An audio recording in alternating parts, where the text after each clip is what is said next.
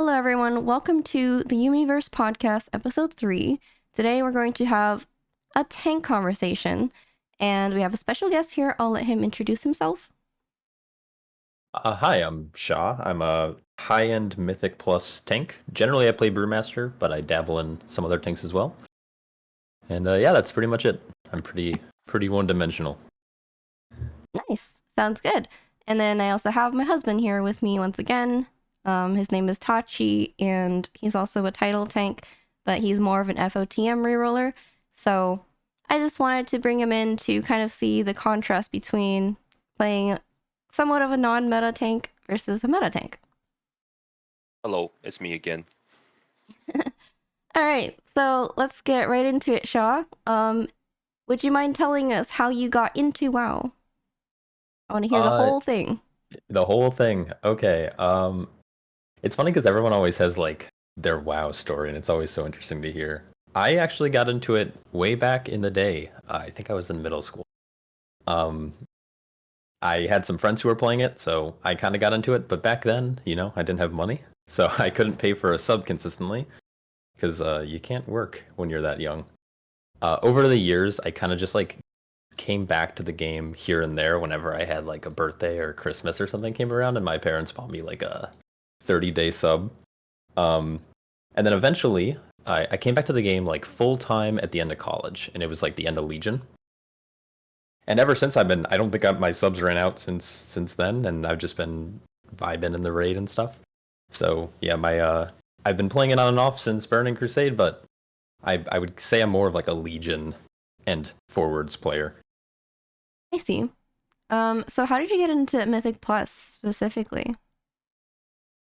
I don't remember like my first key ever, but I came back. I heard that the start of Legion was nuts when Mythic Plus was introduced. I didn't get to experience that fiasco, but when I came back, pretty much Antorus, I would say.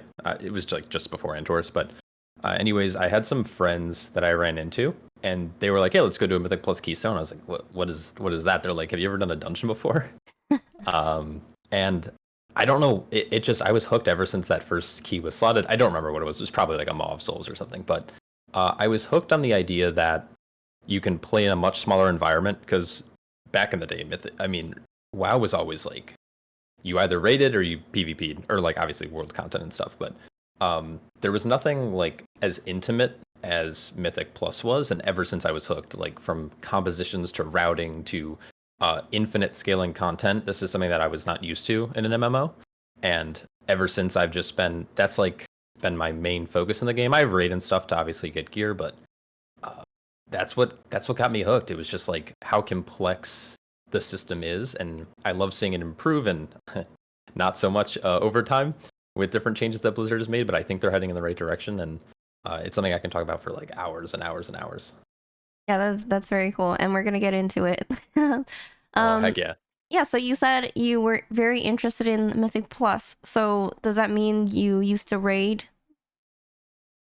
Throughout like my time playing WoW up until Legion, I was mostly a PvP player, only because it was convenient. I can just jump in and kind of just like jump into a couple of arena matches, then get off. I didn't really commit to a raid schedule or anything like that. So I when I got into Mythic Plus, it was just easier for me to kind of like jump in a dungeon instead of committing to a raid team. I raided, casually, like here and there I would pug, but it's so weird to try to like think back on how I used to play this game because it's so different from how I play it now. That's very interesting. Yeah, that's why I like to hear people's stories because people always want to know how you got to this point. So, what would you describe as like your main turning point to how you are today? Uh, I Like for Good example, like question. were you always like try hard? And what do you think is like the main difference between how you used to play? I would say like starting from I don't know, like I mean pretty much when I got into Mythic Plus, I was a track athlete and I played other sports, but I was an athlete pretty much my whole life, and I always was looking to improve. And specifically in track and field, I know this is a little bit of a precursor, but hopefully it's not. I don't go on a tangent here, but basically in track and field, it's a very like it's a team sport, but it's also very like individual, where you're kind of trying to always improve yourself, and by improving yourself, you improve your team. And I've always had that mindset throughout my life with anything I do, whether it's work or school or whatever, and it kind of bled over into WoW. So when I first started doing Mythic Plus, I was terrible. Like the people who, when you like start a season and you're getting frustrated at the person who's bricking your like +2 key, that was me, because I was terrible. But over time, I would ever since I first started, I would record myself, I'd watch it back because these are habits I did throughout like track and field, and also when I was in school. I wouldn't record myself in school; that'd be weird. But basically, like I would always try to improve myself every time I'd go into a key, whether that's like improving my damage, improving the way I use mitigation, improving my route, improving my kicks, all of these things. And over time, I mean, it took a long time to figure out, but eventually, if you keep working on yourself, you'll get to the point where you want to be. And right now, I'm in a pretty good spot where I always kind of envisioned myself getting to, but it was a long, long journey. That is very cool. I love hearing stories like that, and I can relate to a lot of it. So when you said you record your own keys and always try to improve, that's basically me. And I always tell people to do that, but basically you heard it from Shaw, guys. Record your own keys and always watch your own gameplay. So what got you attracted to tanking? I feel like, and maybe I'm wrong about this because some tanks just naturally want to be a tank player. I was a healing main, and I was a DPS main for a very long time. But in BFA, the my like quote unquote team tank, he quit. He just quit up and out of the blue, and I was like, oh great, like now I can't do keys anymore. And we had a buddy who was able to heal, and they're like, well, we need a tank, and so can you tank like this week for us so we can like fill our like get our, I guess back then it was just our weekly cash and stuff. So it's like fine, I'll tank, and 1 week bled into two, and two bled into four, and now here we are, 7 years later. I'm still a tank player, and I still blame that tank for quitting. But that's okay because I really like the tanking role. It's kind of fit, I think, my personality the best. I'm not someone who likes to really sweat over min-maxing damage and stuff, but I do like orchestrating routes. I do like kind of the aspect of tanking that I find really interesting too is that a good tank will significantly improve your group's damage, and it's hard to materialize that on a DPS meter, but you can feel it, I guess. I don't know if Tachi can relate to this, but uh, a good tank definitely improves a run, whether it's noticed or not. Yeah, I definitely agree with that. And I also think that starting from a DPS slash healing background might be giving you more of an invisible benefit to tanking than you can imagine. Because when you play those roles, you can actually understand how, like, and from like a healing perspective, you can kind of, now you will understand how when you do routes, you can plan it around your healer having cooldowns for certain things.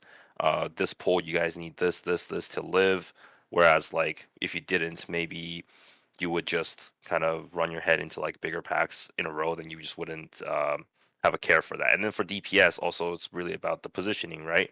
It's like some DPS have positional based DPS, or you can like position them up this way, drag it this way. That could significantly, and also there's obviously this season, I think the name of the game with like Arcane Mage would be funnel, right? It's like you have a tank. Um, let's say you're doing a pug and you're playing Arcane Mage, and you have a tank that's dragging 2 to 3 mobs consistently onto a boss or whatever. Nothing like super crazy, but just the simple ones that you could do. Versus someone that's just like, yeah, we're just gonna do the boss by itself. That person's experience as a DPS is just gonna be greatly uh, increased because, well, you have kind of been in that role, right? So I think if you've played DPS or healer, it's going to increase like your effectiveness in the tank role by a lot, and that's something that I feel like I am missing out a lot on because I am like rather new to retail, and I've just kind of been only tanking because I started as a tank. So maybe that's something that I am missing compared to some of the highest level tanks right? I mean, you'll see a lot of high end tanks oftentimes, play their I guess off specs, or they might even roll an alt to learn. I do it every season. I'll pick up a DPS that either is fairly popular just so I can get invites, but it's nice because you'll be able to play the class. And as someone who is like competitive, you might try to play it well, and by playing it well, you'd be like, oh, this is a thing that I need to do, and I'd appreciate it if a tank did that. So I think it's a great thing to, only if people have time though. Like if you have time to pick up an alt or another spec and try to learn it, it'll definitely improve your ability to play your main. Right. Yeah, it's definitely a supplementary thing, but at the same time, it's like, especially if like you're kind of restrained within the meta by itself for some seasons, and you don't really have to like think about, oh, I'm doing. I mean, I guess do everything for fun first. Don't do something like don't force yourself to do something that's not fun. But outside of that, like if you're only playing within this meta comp of 5, and you're playing the meta tank, for example, then you just play one of the meta DPSs, then you're at least already kind of benefiting your one DPS in your group or healer in your group every time you're playing. So Hmm. I think that helps quite a bit. For sure. How long have you been playing retail for then? If you said you're new to it. I think. Oh, I mean, new as in like. Both of us have been playing since Dragonflight Season 3, halfway through. Yeah, halfway through that season. So about like a We played year and classic before something. then. But then, like prior to that, I think my story was very similar to yours as you were telling it. Like I was playing like in middle school on like the free trial. Actually, when I was 10 years old was the first time I dabbled in it, right? When I was 10 years old, I just moved to the US, didn't speak a lick of English. I was doing Ice Crown Citadel as a 10-year-old on like Oh, big original gamer. Wrath of the Lich King. Um, I didn't speak any English, but then people said you needed to join Vent, right? So I was a 10-year-old, didn't speak any English in Oh, it's Vent so good. with some real gamers, casual gamers, doing like ICC, 10-man, VOA, or Old War stuff back then. That was like kind of what I remember. And then I think after I was like 12 or 13 or something, I played a stint of MOP, but it was in like a very super casual guild led by like a very old couple, like 70-year-old couple, and they didn't really do like current content. They kind of just farmed like old content a lot for like stuff. So it was just super casual stuff. And then I think classic was like when we came back and then started to become more serious. And That's so how he classic was got the me first. into WoW. Yeah, classic was the Ah, first there thing we that we were go. like more or less serious in, but it wasn't really like classic wasn't like a huge like skill check thing. It was more like a guild organization. How well can you manage that kind of stuff, right? And Hmm. then when we first started playing the game seriously, was like the latter half of Dragonfly Season 3. So Gotcha. Okay. yeah, So like fairly new to the competitive scene in Mythic Plus as of Dragonflight, but you've dabbled in WoW for longer than that. right, yeah. Yeah. Are there any skills that, sorry, this is like, Oh no, this is go kind ahead, of go random ahead, thought. go ahead. I've just never, okay, I played Classic. Like I dabbled in it when it first came out because it was like during COVID or right after COVID and I was bored. But are there skills that transfer from Classic WoW to retail? I don't think there would be, but Okay, is there anything you learned in like, yeah, I guess. yeah, I will go over my opinion first, and then I want to hear from Tachi after. So, for me, I think it's less about like your gameplay itself, but more about like how you use add-ons and weak auras and how you look up guides and then how to improve yourself like meta-wise and everything. There's also parsing in Classic, which is huge, but less huge in retail, obviously. And then for us personally, we were raid leading. I was a GM of a guild, and we were speedrunning and stuff like that. So, for me to be a leader in Classic allowed me to improve my problem solving skills. So whenever like we wiped to something or if something didn't go right, I would know to look at logs or to look at death logs to see exactly what we could change. And that's something I transferred over into retail really well because in keys, that's all you do. Like after you something happens, you try to figure out what happened. And I think if I was just playing classic normally as like a player and not really like in leadership, I think that would be different. But the fact that I had to do all the problem solving and everything, in Classic, and I know that people will say like, "Oh, problem has been solved 15 years ago."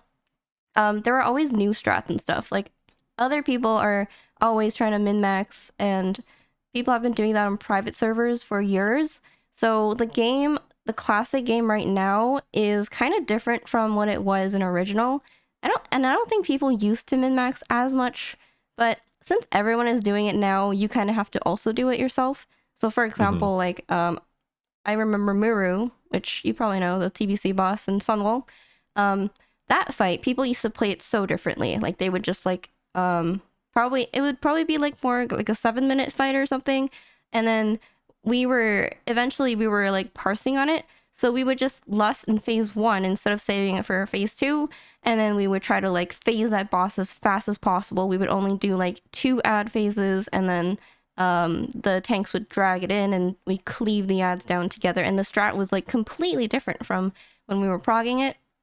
So there are things like that that kind of translate into retail in my opinion, where you have to like think of strats. Like that's like routing, right? In keys. It's like a very Yeah. like base a base like transition. And another thing is I think because we played all the way up to Wrath Classic, that also helped us. Because in Vanilla Classic, I would say like, yeah, it's pretty much just one button. But I think TBC is kind of simple still, and then Wrath is when like kind of retail mechanics came into the game. But yeah, I want to hear what Tachi thinks or if he agrees. I think some of the other skills that we've kind of had to use that might seem very basic is actually even not that common in like among retail players. I think like just the average player, not like people that are competitive.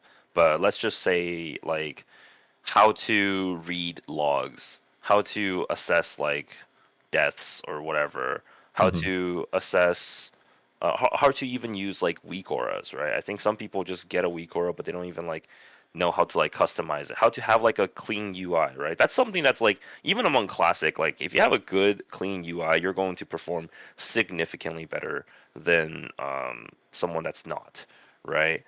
And I just think that some of those skills that has to do with like the game's framework that works basically the same way in retail, just to like a different degree, right? Because in retail you have all the bells and whistles that go off whenever something is about to go off, and you know, and also I kind of always have identified myself as someone that's not really the best at cooking stuff up for myself. Like I know I'm not someone that's the best at like being original and like okay, I'm gonna come up with this crazy cook and we're going to do this crazy MDI route and everyone's gonna be like, oh my god, this is the thing that we're going to do. I know I'm not that person. I'm the Yeah. person that's the consumer, It's right? not a lot of people like that. Right. And I think like, it would be nice if I had that capability, but I had to come to terms with the fact that I'm just not.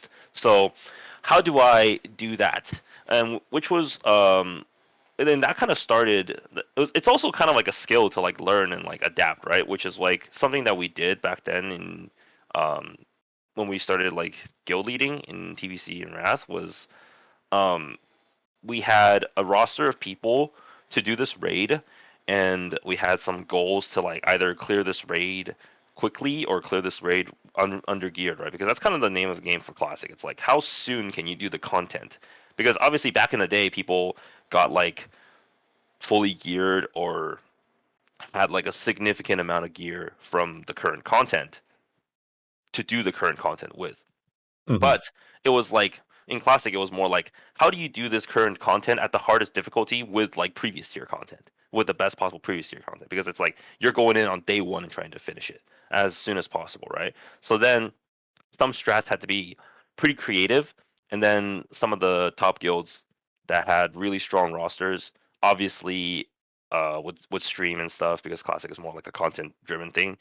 Oh, So for sure. you would just look, and some of them don't really stream. Like some of them actually have some of this like crazy like competitive edge thing that where they There like was hide like logs and stuff, just one like guild that just got paid to win every world first in Classic. yeah. That was And they great. would like hide stuff to some degree, and then you would have to like dig into like logs and stuff to really figure things out, Yeah. right?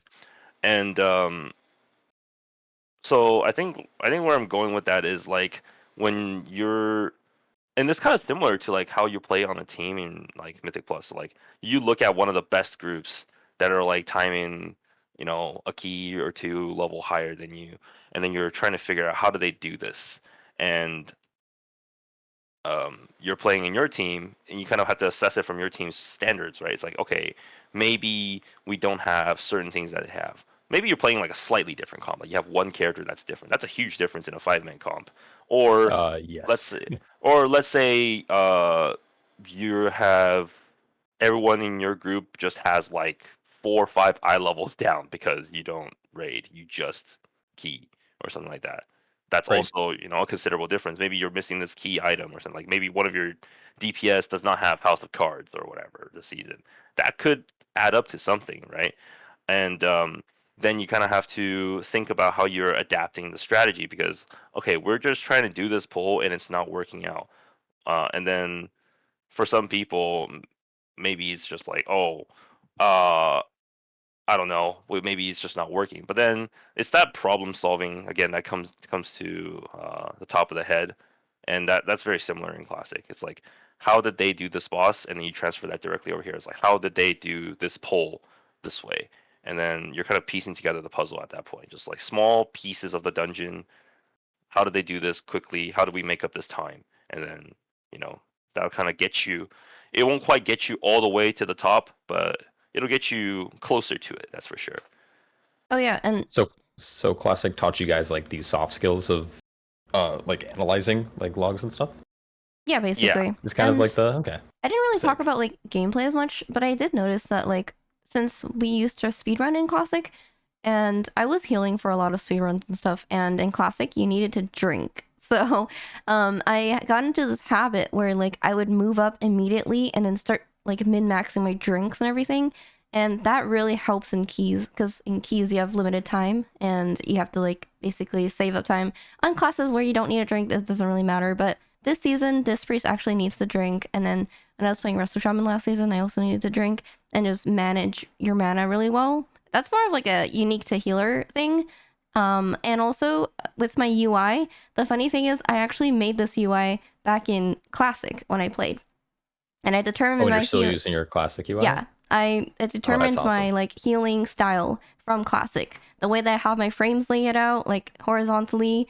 I still use mouse over macros, which I did back in Classic. This I'm using an LVI profile that I custom made back in Classic, and it took months to make it. But I'm using the exact same profile I did from Classic, so that's pretty interesting. But yeah, Oh, sick. Okay. yeah. In terms Huh, of like interesting. healing, I think it definitely transfers over like a lot of it. The main thing I noticed though when I started playing retail is that a lot of mechanics are similar. Like you always get soaks, you always get watch your feet, you always get very, very like similar mechanics, but they're just different combinations of it, especially in raid. But in dungeons, like for example, the waves that come out of the last boss of Cinderbrew, they look like the same waves as the ones in Arakar last boss, but they're just different color. Um, Yeah. but there's always like stuff like that you can there's patterns that you can figure out, and I think being able to like read patterns like that also transferred over from Classic, obviously to a smaller extent. There's like way less mechanics in Classic, but in terms of, I don't know, it just still feels like WoW to me. Like it doesn't feel like a different game as much, versus like if I had come over from a different game. I know that there are people that come over from League or playing League and stuff, which I did too. Like both me and Tachi came from League before we started playing Classic. But I think going from WoW Classic to WoW Retail was like a smaller like change than going from League to WoW. Like I Okay. remember when I started playing Classic, I didn't even know what LOS was. And then Tachi had to teach me, oh yeah, so LOS is this mechanic where you can like hide from the enemy. Like I didn't even know that. But then going to retail, like there are so many terms that I just already knew because I played Classic, and they're just all pertain to World of Warcraft. And they're all Um, still baked in after 20 years. yeah. And like there's like the /assist macro or something that we've been using recently because of threat issues. That was a thing in Classic too. Or Oh, /focus. and focus kicks and everything like that. Like those are Yeah, things in yeah. classic too. Yeah. Um, I can't really think of anything else off the top of my head, but I just know like all these like little mechanics on like how the game works and stuff. Like we always knew that from classic, and that's pretty cool. And people still call That blows my mind. yeah, people Yeah. also call things like the same names too. Like they still call it Lust, or they still call it like B-Res, or I don't know. What else is there again? I just know like I remember DKs in Wrath Classic, where we could AMS a bunch of mechanics, and that actually makes me like think about that in retail. Because in Classic, I remember like, oh, you could AMS the Soul Reaper on Heroic Lich King. So since DKs have been meta for like the past 2 seasons, every time there's like a new mechanic, I'm like, oh, can you AMS this? Can you AMS this? And it came from Classic for me personally. I know like other people probably just knew that from playing this retail game, but for me, like a lot of things came over from Classic. That's really interesting. Yeah. I've never I know a lot of people play classic, I just never did, but I was wondering if it goes both ways. Because I know there's a lot of people who played classic and jumped over to retail, and I was always curious. It's so good.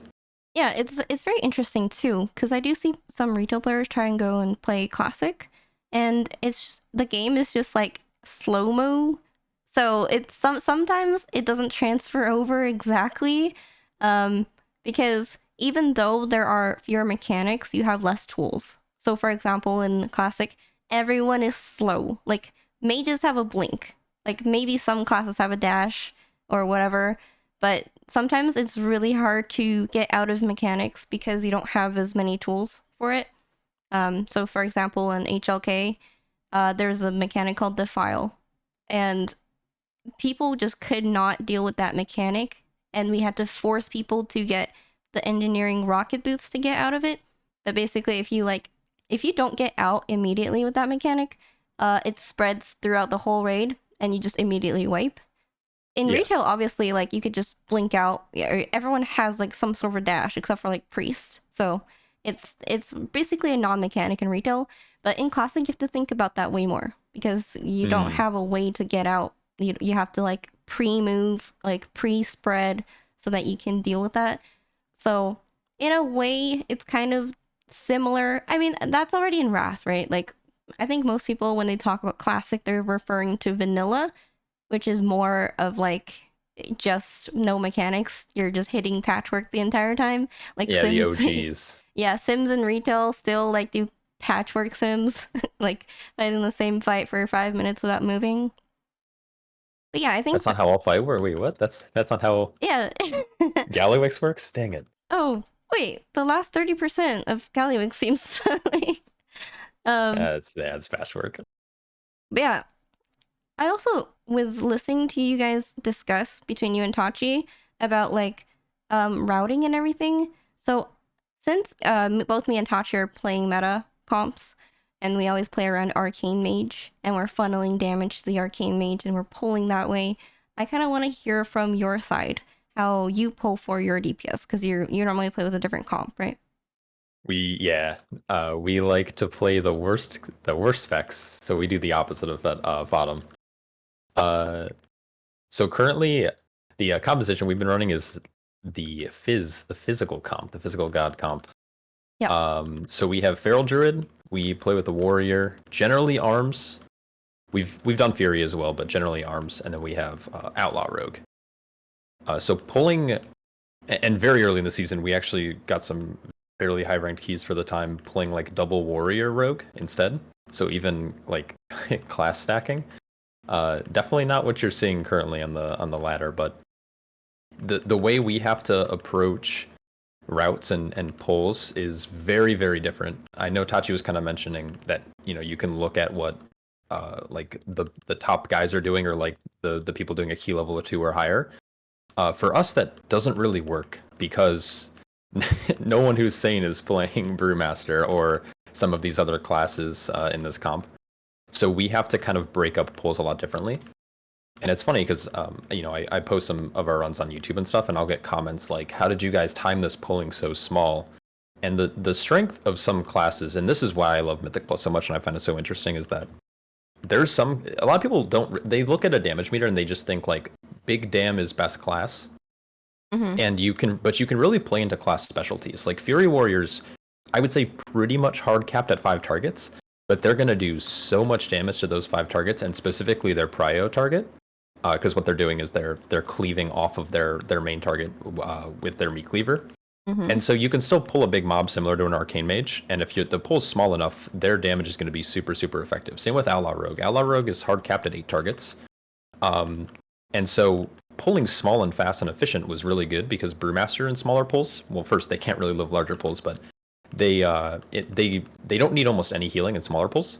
They do a ton of damage, and you're benefiting the composition through like the Mystic Touch and stuff like that.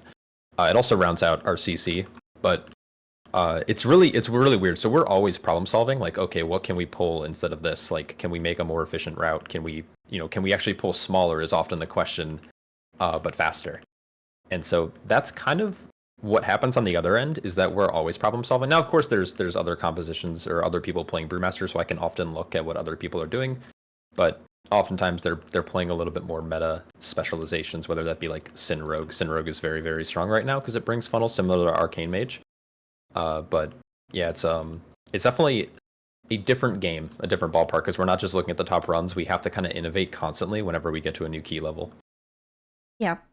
That's very interesting, and I think that's like, because our group has always wanted to play like a Fizz comp as like an alt push group, but I think the main difference is that we would have to go and look at routes, which is like way less accessible.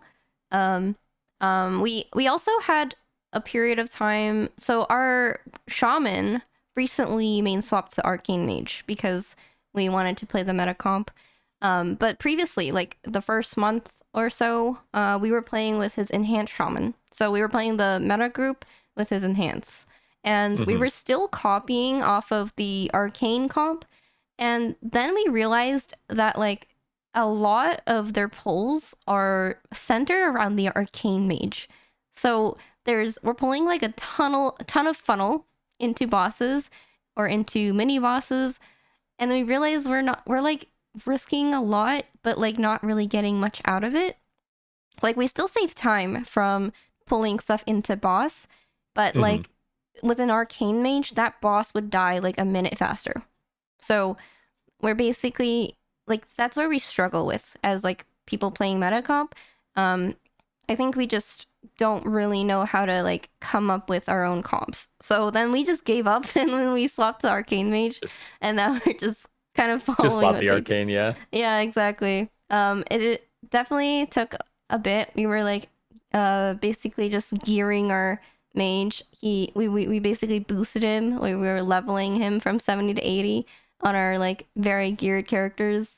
But yeah, like that's very interesting to hear from you guys that like you come up with stuff. So how do you normally like come up with routes and stuff? Actually, really, really quick, I'd love to talk about the routing thing because I find it very interesting. But Okay, yeah. do you guys find it more enjoyable? Like, and I'm saying this as someone who doesn't normally. I don't find enjoyment in fotm rerolling. Do you find it more enjoyable to like play a new class or whatever's like fotm each season than it is to kind of stick to a class you really, really like to play that you find enjoyment in? Or like, do you enjoy the fotm classes enough that it like the trade-off? Like, is there a trade-off there? Like, does that make sense? No, it makes a lot of sense. I think it's because we are, I mean, I guess it applies to DPS too, but as like tank and healer, I feel like if you're not playing the meta comp, you're just not as strong. And I know that like the meta, like the non-meta, like Fizz comp this season is really strong as well, which is why I've been playing my Resto Shaman as well. But for me, I'm like kind of new to the game still. Like it's only been like a year or whatever. And I don't really have an identification. Like I don't really like resonate with a lot with like one specific class.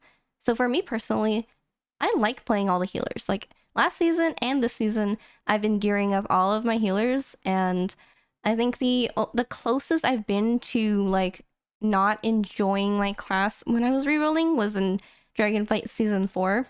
Like I was rerolling to Resto Druid, and I really didn't like cat weaving, but I still liked healing as a resto druid. Like I just didn't like the DPS part of it. Mm-hmm. So for me personally, I find enjoyment in like being powerful, and usually in the previous seasons, whichever class has been the strongest has made me feel really powerful. I'm like, okay, I can't heal this key on a 15 on my Mistweaver, but I can heal this on like an 18 on my Resto Druid. Like that just makes me feel more fun playing the game. I don't know about Tachi. Gotcha. I think for me, it's kind of weird, right? Because the exact overlap of time that we've been playing, it has been because like we entered Dragonflight season 3 at the second half, so it was after Prop Paladin was kind of moving on its way out. Havoc was also on its way out, and VDH was on its way in, right? So Mm-hmm. when I started playing, it was already VDH dominant, Oh and yeah. um for some of the dungeon pools, I feel like as a person who just came in and like, obviously when we first started like playing fotm, it was more for the sake of just playing the game, right? I think this is like something that like the average player probably resonates to. Like if We you're not we playing used to fotm, pug like when we first you started yeah, playing. we were just pugging. So you couldn't Oh even yeah. play the game. Like you were just sitting there wasting like your entire day away. Couldn't even play the game. That's awful, right? So we played that, and then the more I played, the more I realized, man, VDH is just it's a Swiss Army knife of a tank. Like you needed this thing, you got it. You wanted to do this, you have it. You have like I was like, wait, this just doesn't make sense, right? Like other tanks have like 1 or 2 stops maximum. This tank has 9. How does this make sense? It's like, okay, I guess that's great. Also, it's invulnerable. You press buttons and you never die, right?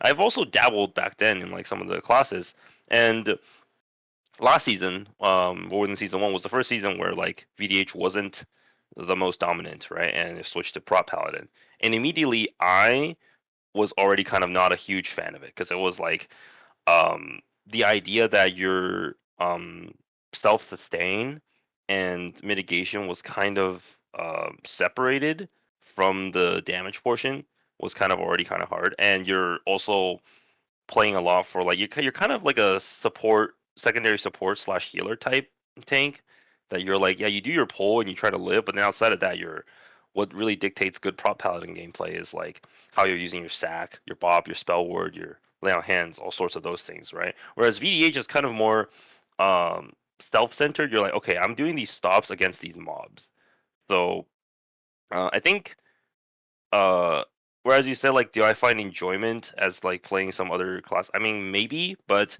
whenever I played, like when I tried Guardian Druid or Blood DK or Prop Paladin, I haven't tried Brewmaster yet at all yet. I haven't even fully Don't leveled do yet. it. Save yourself. Don't play it. But yeah, It's I not also worth it. played Pro Warrior. I think I played actually every tank up until besides Brewmaster.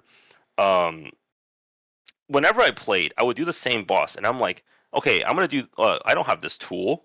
Like, let's just take like a very specific example, like on like the frog boss in Halls of Infusion. And every time he spawns like a little frog, the VDH just like, oh yeah, I'm just gonna have this. I'm just gonna have this to group him in, and he's gonna eat all of it. It's very simple, and you just have like all the tools. And then you go to like Noku, you're like, oh, I need to purge the boss. Oh, I can purge the boss. Oh, if I go to like Ruby Life Pools, these 2 mobs, when they're dying, you can just purge them and they instant die. Yeah, I could take a purge. You can cage this, you can melt skip this, you can like do all of those things. Every other tank would have to either find some extremely creative way to do that, or you're just going to be at a significant disadvantage when it comes to like certain things. And I think that's what like find enjoyment in. It's like, yeah, I want to have the ability to just do that if I wanted to, instead of, okay, guys, I'm just this thing, and we have to play the pack. All right, so let's figure it out.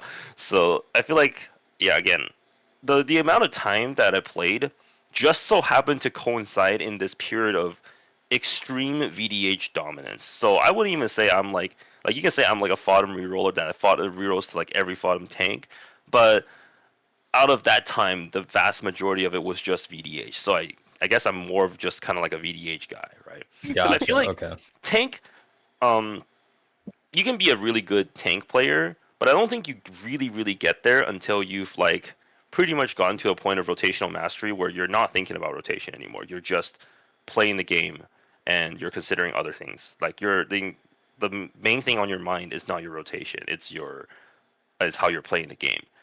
And I don't even think I'm quite there on VDH after a year and a half to 2 years of playing it. So that's like something that takes a long, long time to really get down to like a passive level, right? So that's why I don't really get bored of playing VDH, because it's like, well, if I spent almost 2 years up until this point to try to play this class, and I'm still not really at a point where I feel confident and like good enough in my rotation, then there's still so much to go, right? I don't really feel this need to have to try something else, I guess. Mm-hmm. So I think that's where it's at for me. Gotcha. Hmm. But it's interesting. I did consider like some of the physcom stuff. This season, I think it's just like, again, it has a lot to do with the dungeon pool itself, right? Because if every dungeon was kind of like what do you call it, big pool, massive pool, and then if you didn't do this massive pool, you're at a huge time disadvantage, or was, let's say, extremely melee unfriendly, for example, um, then you would see like a shift to like, okay, we just have to play this. We just have to play this range comp, because the range can, like, let's say if you play all range comp, you can just stand on something and then the mobs can't touch you or something, and you just AoE it down. Or you can very easily LOS something, and the tank could just play in the middle of a room instead of like having to pull it around pillars, dragging it around to try to like get the melee to be able to LOS still, but not quite. So I'm hearing a a lot lot of of Cinderber metery tech right here. Yeah. right, yeah. I mean, that kind of stuff was like Well, Todd doesn't prevalent. like playing with the Mistweaver. Right. Okay. So like when you're playing like VDH, and then like I think season 4 was when it's like uh when you have like a lot of dungeon stuff that was just very melee unfriendly, and it's not, and you Like playing with first a, boss of Uldaman, Bromok, the totem yeah, you'd spawn. Bromok is really bad, but like the LOS thing I was referring to was like in the room right before like the last boss area. You have those like golems that like do big AoE damage to you, right? And if you are playing with a full range comp, you can just play them in the middle of the room. You didn't have to drag them around a lot, and some of that, it just makes the actual tanking part a lot easier. Whereas like if you're playing with a Mistweaver, you're like, oh no, if I drag this out of the range, they can't even heal and stuff. So it kind of like, it made it a lot easier if you were playing the comp that was intended. But I think a lot of dungeons this season, correct me if I'm wrong. I've talked to Shindig, which was our like first podcast guest, and he was a Sin Rogue, or like I guess just Rogue overall main.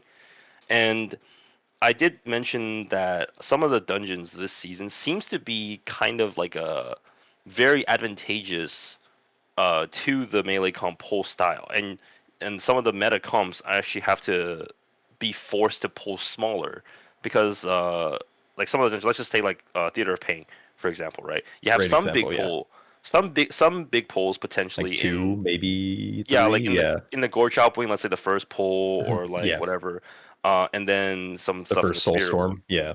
Yeah, but then like you're just churning your way through Zavwing, like, oh man, this is so pathetically slow. Whereas the melee comp probably like goes to that the captain pack, and just blasts right through it, and you're getting the Zav with an excellent split. Whereas like the you're just like finding some way to churn through it, getting enough time, and then also it's a risk factor, right?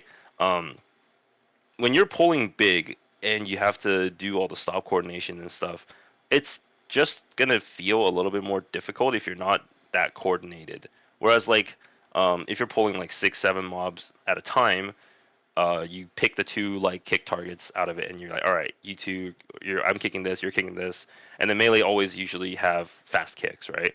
Whereas like some of the range classes have like super long kicks, then they can't even cover kick cycles usually. So you have to find creative ways to like do fit in kicks, and then you use your stops, and then you do some kicks in between again, and then you do some more stops. And if you mess up anything in between, then you have to like just send whatever you have to try to live that. Whereas like I think one of the benefits of melee comp from an outsider perspective seems to be like it's all very like a well-oiled machine. There's only these things to do, and we're just going to do this pack by pack. But everything is so well covered that the risk is relatively low. And as long as we can still churn through the dungeon and get the dungeon done in time, then um, it's just like a benefit of like having lower risk.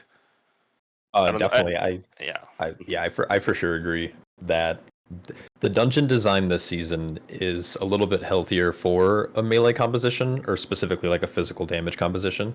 Right. You can even it's so funny because I sit in like other people's discords and I'll watch people do keys and I'm watching the first pull of priory and like my stomach churns because I'm seeing like 35 mobs getting pulled and I'm like, oh man, I would never live this. And then I see like one little slip up, one little like mob didn't get gripped in from Sigil of Change, the beam was late from the Boomkin, the Unholy Decay didn't get a Blood Beast proc. Obviously this is like a little bit earlier in the season, but it's like it would fall apart. Oh, you. But as a physical Sounds damage like comp, it's like exactly what happened to us. We lived yep. that. Oh my lord. Oh my lord. I think yeah. Yuvi's been in Priory like the previous week. Um, she was in Priory what For like 12 40 hours.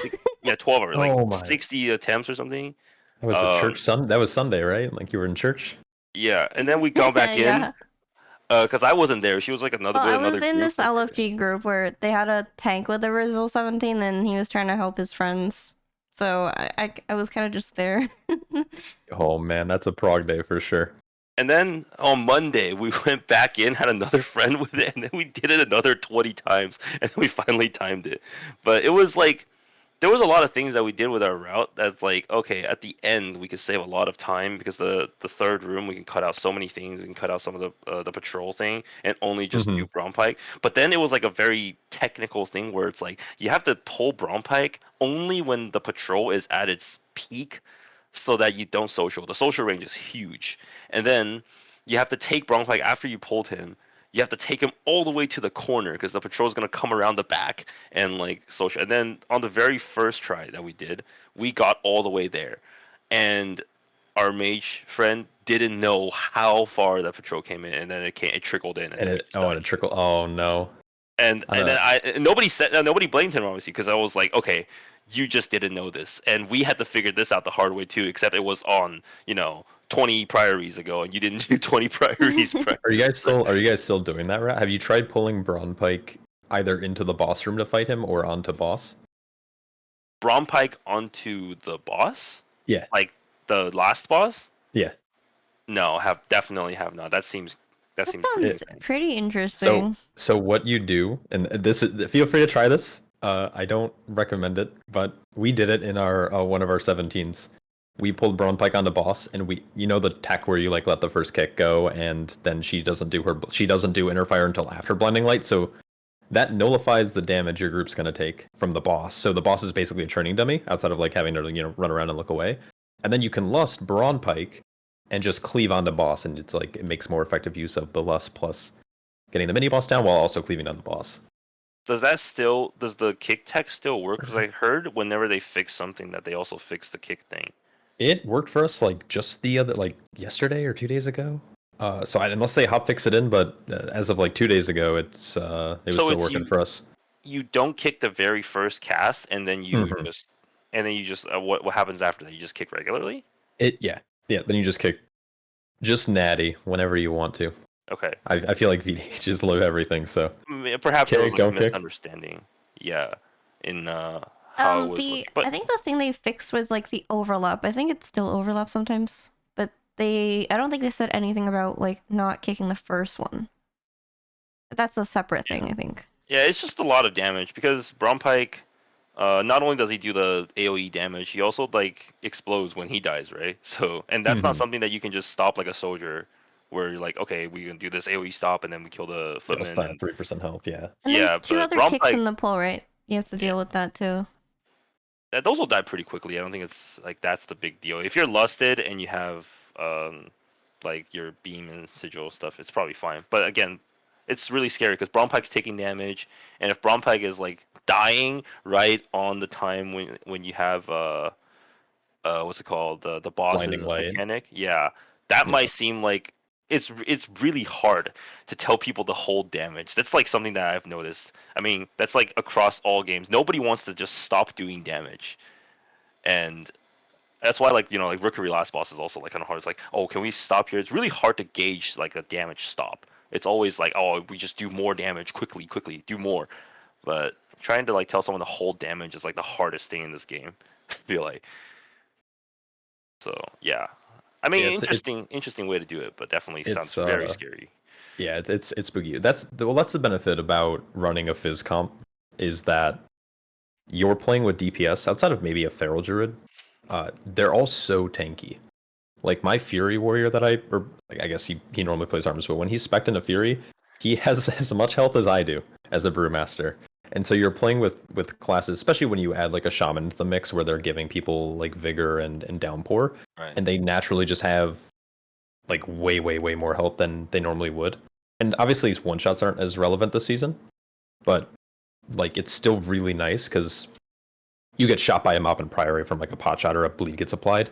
You're definitely not as scared as a healer when you're playing with that kind of composition because everyone's just super sturdy. And mages and boomkins can be pretty tanky as well, but it requires an insane technical gameplay from like making sure they're shifting into bear form at the right time to like their very limited uses of their defensives to alter time. Like mages, the squishiest class at the same time it's the tankiest class in the game because of its defensive capability, but a bad mage will die to everything, where a really good mage could like live a nuclear bomb. It's insane. That's kind of why we play with Oracle this priest. So you have to like rely on the shielding sometimes. I forgot about Oracle. Yeah, I basically have to pre-shield everyone for every mechanic. And that's also surprising because like I think when I was looking at some of the melee comp gameplay or like Fizz comp gameplay, some of the stuff that you guys pull, I would get in trouble for pulling. They would be like, "This is illegal. You cannot pull this. Someone's going to die for this." Like, let's just say like knights, right? You guys do like some knights in priory, right? Because it's like you position in a pack where it's We okay. used to. Maybe not. My route actually pulls no knights now at all. Okay. We actually do an insane amount of lynxes. Okay, yeah. Lynxes also. I mean, we tried to do some lynxes, but lynxes also like, um, I think it's like definitely going to be better for you guys because if like a melee could just like top himself off or whatever, then you just don't even have that effect, right? Because It goes away. Yeah, it could also be like dodge, parried, missed, and generally like a rogue and a warrior are never gonna get hit by that. And it can also the huge. wounds can be. It's a grievous wound, so if it's healed off, if they're topped, right, they don't the bleed is removed compared to the knights, which is a static like permanent bleed until it's gone. Right. So the lynx is like they might pounce on our warrior twice. He'll still be at 80% health, and he'll just impending victory, and it's gone. And so it's basically like free percent. So we've been doing like a lot of weird priory stuff. We got something cooking for our 18, but we just need to. My group doesn't play as much as I think other push groups tend to play. We play like a couple hours a week maybe together. Okay, that's actually a very interesting topic that I think we've discussed privately. So you said a few hours like every week. How does that work around in the schedule? Like, do you guys play like more towards the weekend? Do you have people that raid, and that's the reason why you can play on Tuesdays or something? Because that's kind of how we are. Like, we have raid. I mean, I guess it's kind of like coming towards an end, but we've had people that had to raid from like Tuesday to Thursday, and then work, and also so then like usually we only get to play more on the weekends, right? So how does the scheduling part work for your group? Yeah, we have like 6 or 7 people that play together. We have me and the healer, and then we have a couple of DPS who will kind of slot in whoever's free. Generally, our sessions are very short. We play throughout the week. You know, Tuesday's easy for us because I think everyone outside of like one person raids or doesn't raid on Tuesday. And so like Tuesdays are generally pretty good for us because we're going to be farming crests anyways. So we'll just like start slamming some of our keys. And then normally it's more towards the weekend, like Friday, Saturday. It's essentially around raid schedules. The one thing that we're running into right now, though, is we have someone on our team who like works at he works a job where he has to be up very early in the morning, like 2-3 a.m. So he's all like backwards. So sometimes if he's awake after work, he'll play like in the afternoon. But normally it's like he raids, then goes to work, and then sleeps during the day. And so if he's asleep, it's kind of difficult. But yeah, I had a friend like that too. It's so we're hoping his schedule gets fixed soon, but basically we kind of just like play when we want, but it's often only for like 2, maybe 3 hours at a time, and we do it maybe 3 times a week. So we kind of just we have a group chat and we're like, hey, is everyone free? And if we are, we game. If not, we don't. And as I don't like to spend time in LFG, kind of going way back to when why you guys play more meta specs than not. not playing the game is not fun. And so Right. even as a fairly, high scored brewmaster, I will still sit in LFG for hours and hours and hours. And that is the worst way to spend your time in your life, quite frankly. So Right. if I don't have people around to play with, I just don't play. Okay. Yeah, that's very Yeah. interesting. So have you always played Brewmaster? And then like, how did you make your friends? Like before you had friends, like did you, or did you always have friends like when you started playing M plus? Because you said like LFG is basically like you can't do that as a Brewmaster, right? No, you definitely can't. I think okay. Where do I start with this? So I was a guardian druid Oh, player when I okay. first started tanking. And I started pushing back in BFA, and kind of the only people I'd play with back then is just guildmates. And I never really pugged because Guardian Druid back in BFA also was not good. It was a prot warrior meta. And then later down the road, I eventually started dabbling in other tanks because I wanted to widen the breadth of skills that I have in tanking, and I felt like learning other so it's coming from like a DPS and healing background. I felt like learning other tanks would either improve my skills as a guardian druid, or it would just give me a better understanding of like tanking and how things work. Yeah. And as I played other tanks, I generally would either I would pug on other tanks if I needed to like gear them, and I'd meet people through there. But most of the people that I've met playing with have generally come from just like guilds that I've been in. I find that I'll find people who are pretty good at Mythic Plus or are very interested in Mythic Plus, and I'll push with them. And if I enjoy playing with them, it's as simple as networking with like BNet. Yeah.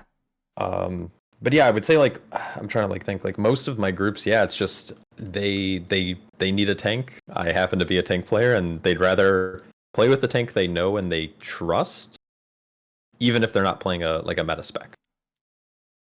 Yep. I did invite I you guess is one what it comes time down to. to a priory. Yeah, and I bricked the key, and No, then you we haven't did. played together since. It's all good. No, I I think think about that all the time. well, I'm like, oh so no. that's not why we don't play again.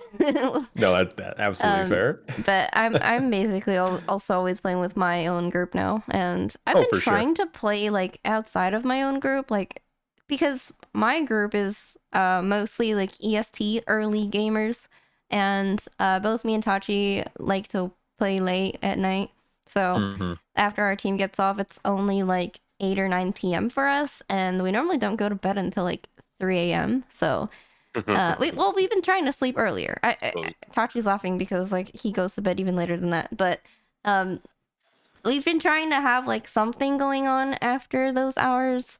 But yeah, outside of that, like we haven't really played with other people since then. And also, part of the reason why I haven't played with you as much is because I have Tachi back. he Yeah, played. exactly. He That's played. He quit last season.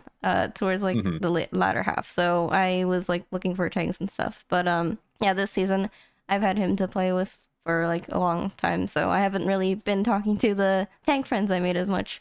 And most of them I think are already in groups. It's really hard as like a non-tank to find a tank that isn't already taken.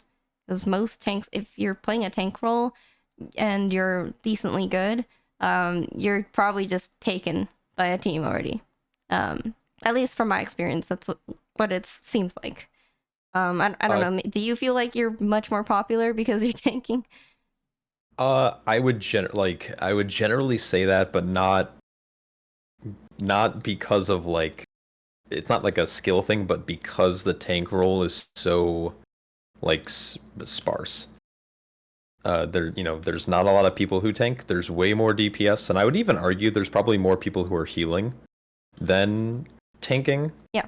And so it's like because there's like a drought of tanks, it's probably harder to find tanks to play with, and especially on a consistent basis. Because then there's a lot of other factors like schedule and skill level or skill parity, and it can be difficult to kind of fill out a group. I'm But kind I of feel like once you have a group, you curious. kind of play with that group. Yeah, exactly. I'm kind of And curious. Like, oh shit, no, finish off before. no, I'm just saying words. My coffee's kicking in, so I'm gonna start just you No, know you're good. my I'm brain's just kind gonna of start curious rambling. about last season now because um, basically every tank was just dying to everything except for prop paladin, and even prop paladins were like dying. So I'm kind of curious, like how you still stuck with brewmaster. last season, and you did really Um, well too. I thank you. I finished the season just over 3,500. We pushed for like the last 5 weeks or so of the season, so not too long. That's when my group kind of connected. Their tank had quit, and I was in their guild, so they like we kind of started casually playing together, and then it kind of just the vibes I think worked. So Oh, I think, and this was is their old tank a prop paladin? no, Brewmaster actually. Oh, also nice. So it kind of fit, and there's a lot of things there. Like yeah, basically it's nice. Not a lot of people play Brewmaster, and you can look at any statistic. It's like even the lowest represented tank, Brewmaster is like 5 notches below that. Like let's say Guardian Druid, it's the lowest tank played, and it's like 10,000 parses or whatever are logged. And then you look at Brewmaster, and there's like 2,000, and it's like, oh my god! So like no one's playing this class. So finding a healer who played at like a high level, who had many years of repetition playing with the Brewmaster was like the perfect fit, because there's a massive learning curve in healing a tank and healing a Brewmaster, because Brewmaster's just they're not really a tank. They're kind of just like a weak. They're like a weak earth elemental. So it's a definitely a learning curve to kind of pick that up. But as for last season, I think Prop Paladin in a vacuum was, and this might be a real hot take, and I don't think Prop Paladin in a vacuum was a good tank. I think it happened to work with the comp, and so people defaulted to that, right? You were playing with an AUG, which had huge benefactor to the Prop Paladin and keeping the group alive. You had Disc Priests constantly giving, obviously, DR plus shields, etc. And then plus you had some of the most powerful classes in the game doing infinite damage to kill things. And since you were playing with a healer that didn't have a kick, and you were playing with like a Boomkin that didn't have a consistent kick, having that Prop Paladin slotted in a season where kicks were insanely like oversaturated because there were so many of them, you needed it, right? But watching Prop Paladins, okay, so like the best example I can give is the first boss of Grim Batol, General Umbrus. I can't remember how sweaty Prop Paladins had to do, whether it was a 17, 18, or even lower, like even in like 14s and stuff. But in a vacuum, I think Prop Paladins, without having the meta comp, would fall over in a 16, let alone anything higher than that. I was playing without an AUG as a Brewmaster, and that boss was like a snooze fest. I'm like falling asleep. The bleed's not really doing much. Obviously, I have to cycle CDs and play well. Explain how it works, because like neither of us play Brewmaster, so I'm curious how you live those. Yeah. So how would you live the bleed? So the way that Brewmaster works is, I guess, like I'm gonna try to give like a 2-minute master class. Go for it. So the way that Brewmaster works is we have this thing called stagger. I'm sure you guys are familiar with the term. Yes. But the way it works is that in combat, we gain a buff called Shuffle. And this is the thing that we're maintaining. Like, this is our passive mitigation. This is what I would refer to as our Shield of the Righteous, our demon spikes, whatever mitigation you want to kind of slot in. Yeah. But it's happening passively as we're doing our damage rotation. That's going to double the effectiveness or increase the effectiveness of our stagger. So to keep things simple, let's say I have 80% stagger. So that means any attack I take that's physical, 80% of that hit is then being delayed into a dot. And then that dot is going to do the damage that was delayed over time. So let's say I got hit for 1,000,000. It's going to do 800k over 12 to 15 seconds, depending on talent choice, but it's generally 12. Yeah. And so the way that then we mitigate beyond that is we purify, we like cut our stagger in half. So it's 800k, I cast Purifying Brew, now I'm only taking 400k, and then I can put on an Absorb Shield with Celestial Brew. And so it's take a bunch of damage in like kind of as close as you can in a single global, then you purify it off, and then you turn that purified damage into an Absorb Shield. Do you have any self-healing? A lot of our self-healing comes from our use of Celestial Brew, which is our kind of main way to mitigate damage. We also have Gift of the Ox, which is when we take damage and when we deal damage, we have a chance to generate an orb that heals us for like a set amount, but it also heals us on recent damage taken, similar to like Death Strike or don't DHs have something that does that, right? Their Soul Cleave or whenever they consume fragments. Yeah. So similar. Yeah, so similar to that. So a lot of healers will freak out when they see a Brewmaster really low, but a Brewmaster every 20 seconds can have basically a lay on hands available for themselves. Through that, because when we cast Expel Harm, we consume those orbs, and it stacks up to 5, and it's basically like a lay on hands. Yeah. So we have a couple of self healing tools, but we also have something called Celestial Fortune, and this is a passive in our kit, and it's based on our critical strike rating.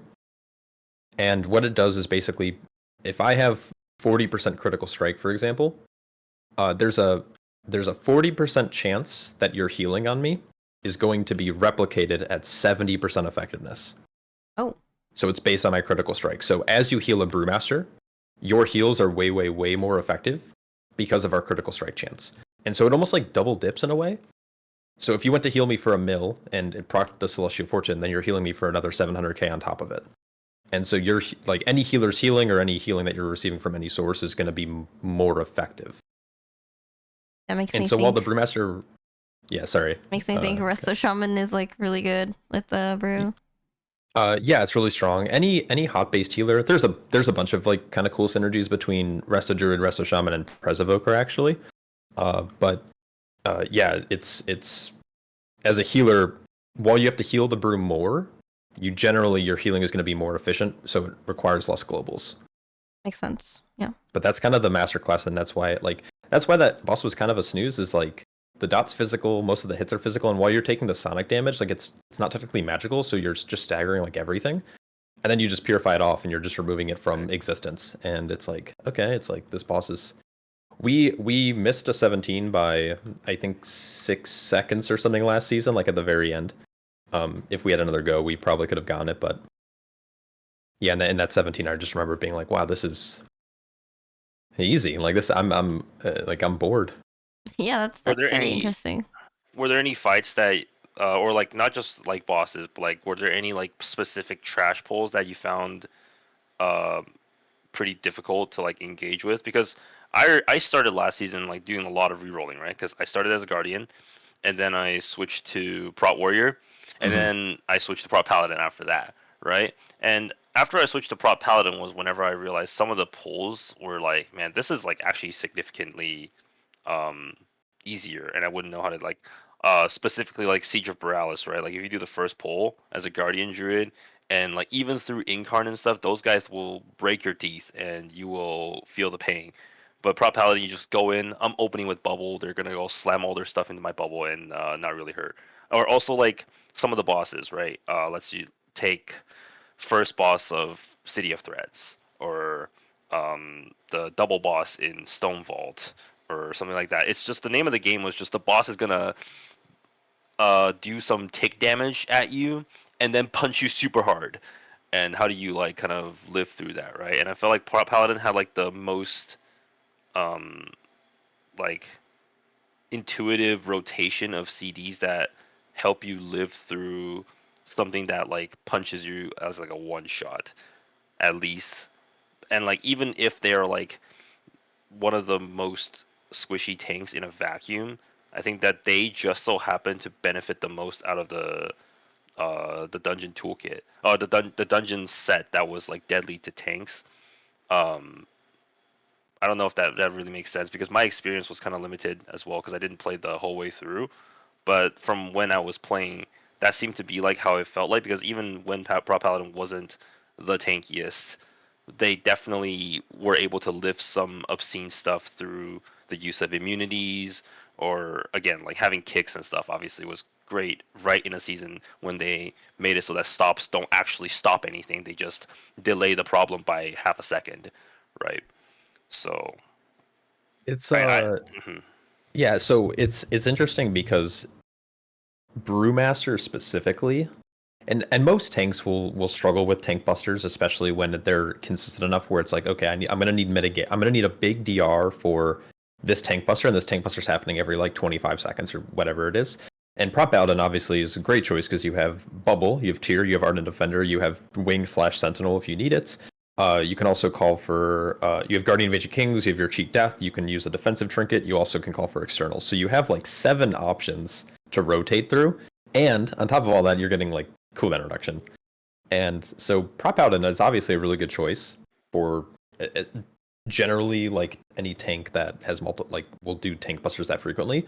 But if you look at raid statistics and the survivability rate of Brewmasters versus every other tanks, it's always multiple percent higher. And that's because Stagger inherently is broken when it comes to tanking small pulls or even an individual boss, because most abilities can be staggered off. Even the magical hits were still very effective against. So like all of the bosses you kind of listed there, I'm just like thinking like those were easy. Like the what I'm worried about as a Brewmaster is specifically is how is my group gonna live? Because I don't have the tools that like I don't have sack, I don't have bop, I don't have spell warding, I don't have like a good off heal. I have off healing, it's available, but it's kind of clunky to use, and that's a whole different tangent I can go on. But generally, when it came to boss fights, it was never a worry about am I gonna live. It's a how is my group gonna live, and that was problem solving. We had to troubleshoot through like rotating solid DRs, making sure we had downpour and vigor on everyone. But that's a healer problem. That's not that's not a me issue, you know. So would you say that the reason why Brewmasters weren't as high as Prop Paladins last season was because like of a group thing, like it can't offer as much group help? Like what would you say is like the main reason why Brewmasters couldn't climb as high? This is gonna be a hot take. Okay, Maybe I go don't ahead. know.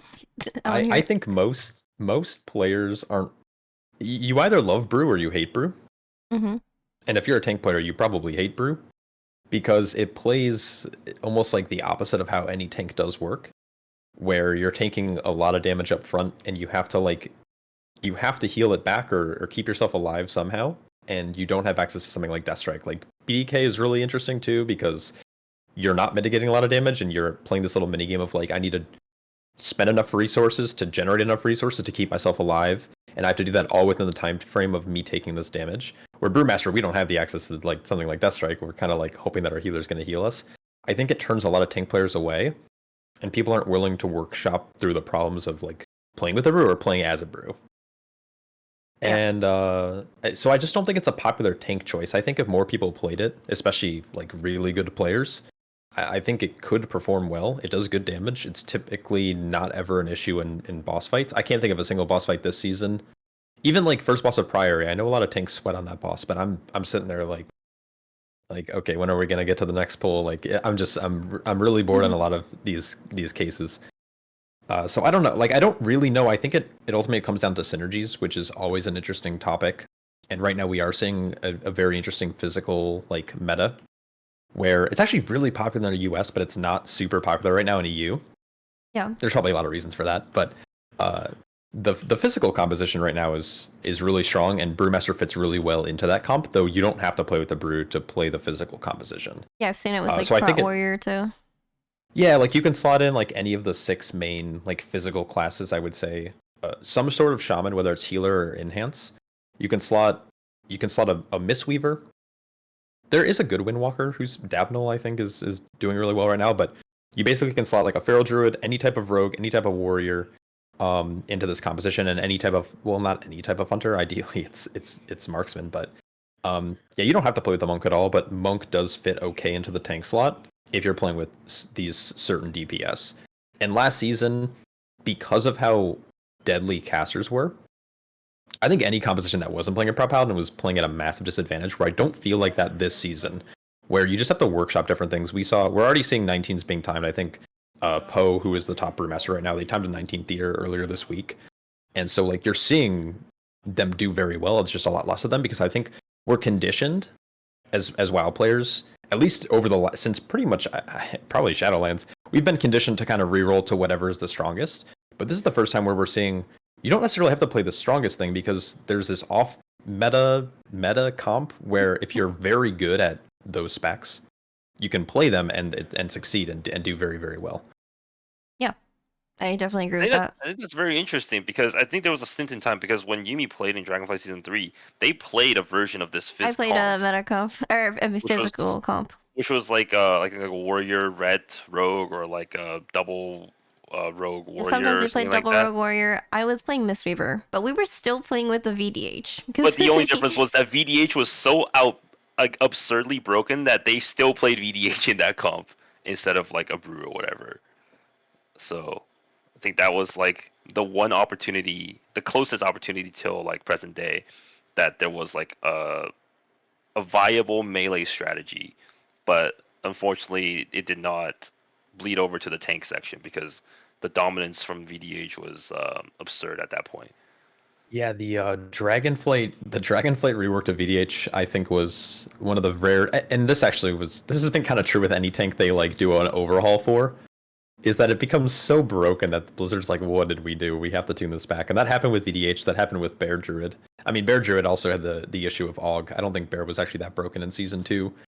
But every tank that they've reworked from Paladin to Bear to VDH has just been absurdly broken. And yeah, double what was it? It was like you had 2 charges of all your sigils. Yeah, You had cooldown reduction on all your sigils, and you had a tier set that gave you cooldown reduction on Sigil Flame, which led into more cooldown reduction. Like what? Like how? Who thought of that? Like I was so sad that season. I played VDH a little bit that season, but man, I was just so sad.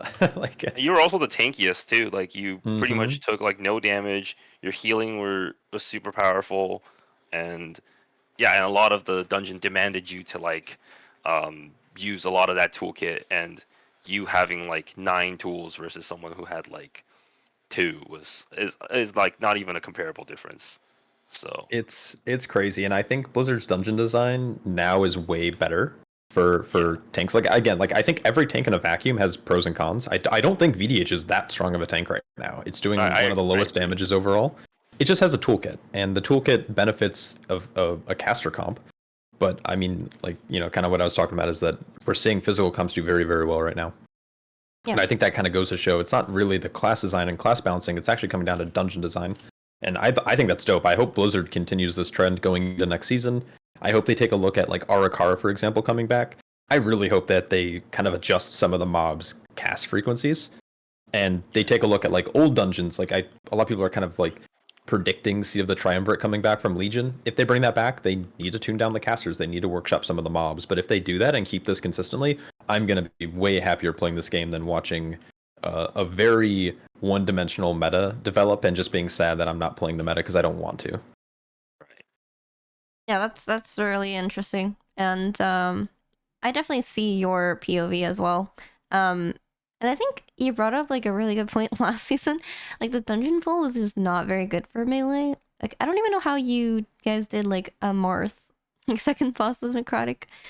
Like I remember having a prop paladin and God. they would just like no. kick every single thing, every single cast. Oh man, you're bringing up some bad memory. That was our worst, and because we were playing not only without a prop paladin, but we didn't have a priest and we didn't have a druid, so we couldn't root the harvesters, so we didn't have access to crafters. Oh yeah. The entire dungeon. Mhm. And so like we had to strongman it, and we had to like do this really weird tech where we had to like use paralysis, and then on set intervals we'd have to break para, like my paralysis, and then like we'd get the throw cleaver, and then we'd have to re-CC it with like a frozen trap or something. And then we'd have to like after 15 seconds we'd break it again, and then we'd like repair it, and we had to do this like the entire run. And we eventually got either a 16 or a 17 on. I don't remember, but it took us I think 3 weeks. We were playing that key for 3 weeks, and that back when Resilient didn't exist. We had to like we would deplete, we'd push it up, we'd have to then re-roll our keys, and then we'd have to get Necrotic Quake again. And I was really frustrated last season with that existing because it, you know, you're seeing people complete like almost 2 chesting 18s on live servers, and then like we're struggling to get a 16 done, and we know that we're not bad, but it's like they have a tool that's so imperative to timing this key efficiently that it's just like without any of the tools, it wasn't working. Yep. As someone who abused it, I agree. So like before we started doing that tech, the MC tech, we used to like just barely time 16s. And I know we were less geared back then, but like ever since we figured out that cleaver tech, we timed it on a 19 by the end of the season. And it was like so crazy. Really free for us. Well, I mean, even as someone who has abused the system, I don't think it should be in. Because, like, I pretty much was only able to do it in my main group where I practiced that tech with over and over again. Like, if I tried to help any friends with it, if I tried to pug it at all, Or I also got title on my prop pally last season, but I only ended season with a 15 necrotic because when I was on my prop paladin, I could not help my team at all. Like if they didn't know how to do the cleaver tech, like I literally could not do anything. So like I don't think that's healthy for the game at all.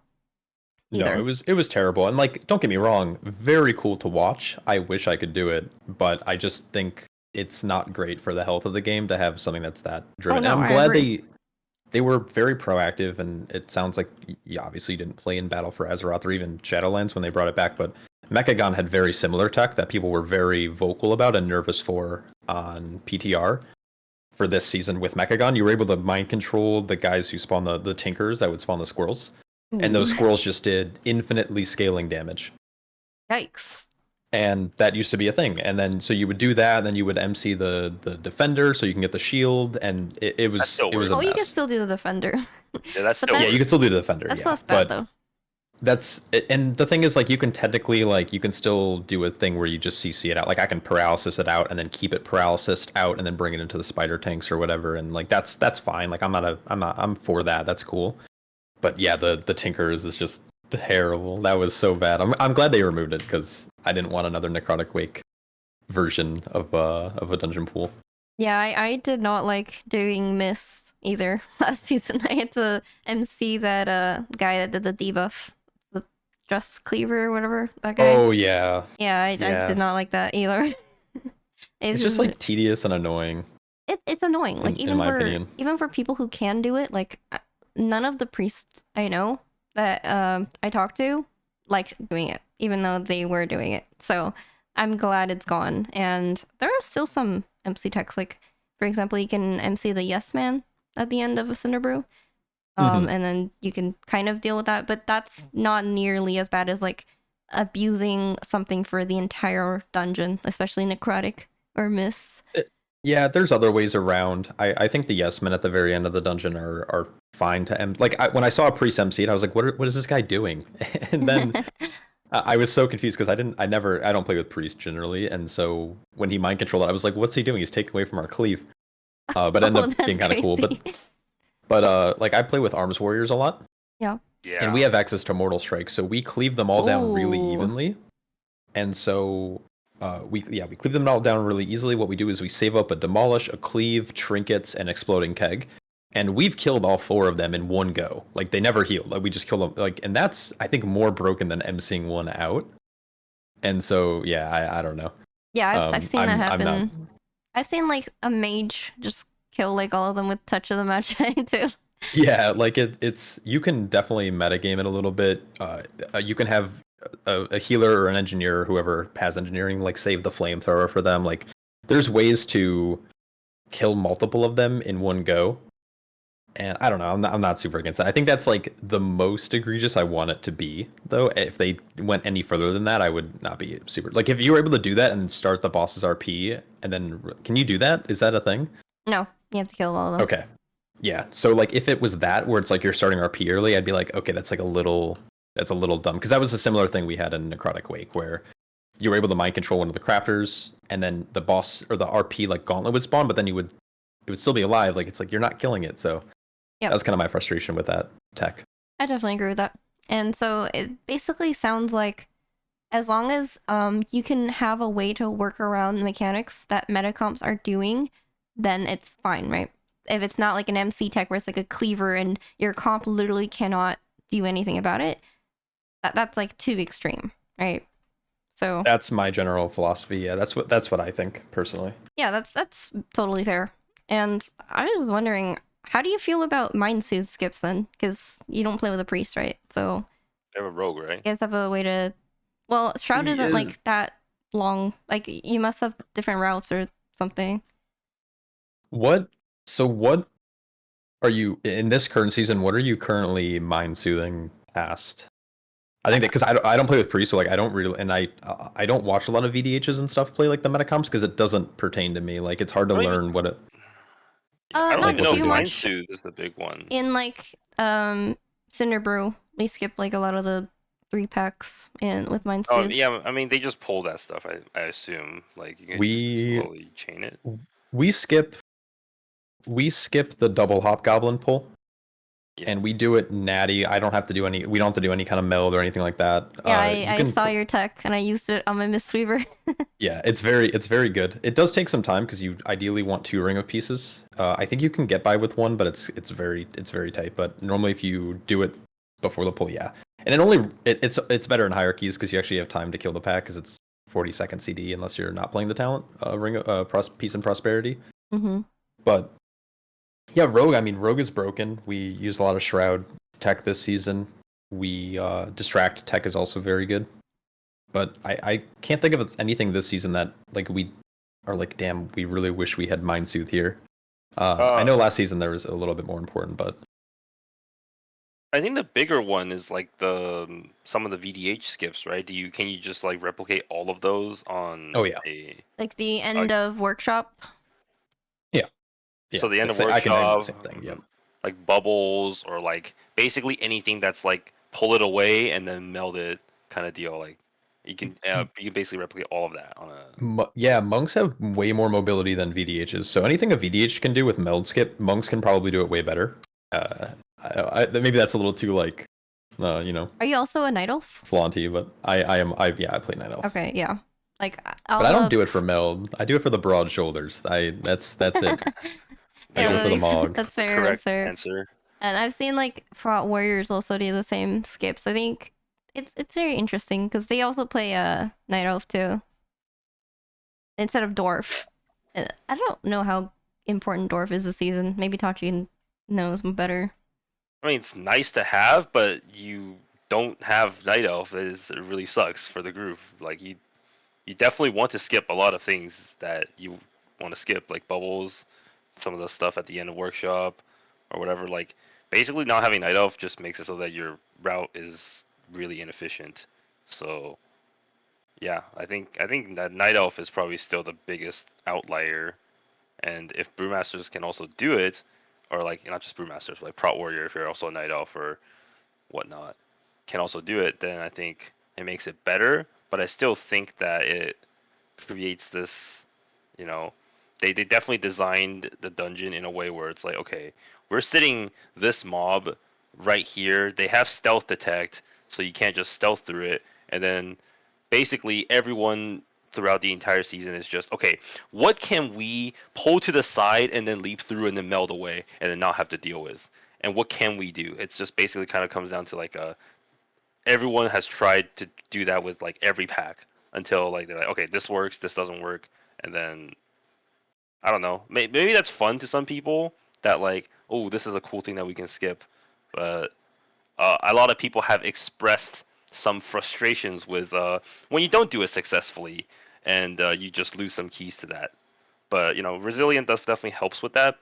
But yeah, sometimes when you're doing your push key and then you just fail to skip or something, or like even worse, you're doing it in a pug and then you're like, all right, we got to do this, and you try to explain to them, okay, this is like, the exact thing you're gonna do, and then someone that's on autopilot is just like, hit the thing that the tank, follow the tank, hit the thing, like, oh, we're doing a skip, I didn't know that, oh no, and yeah, so that kind of interaction is just very funny, but I don't know, I'm kind of on the fence about it. It's like it's cool to be able to skip, but also there's like some frustrations that having to do the skip can bring up.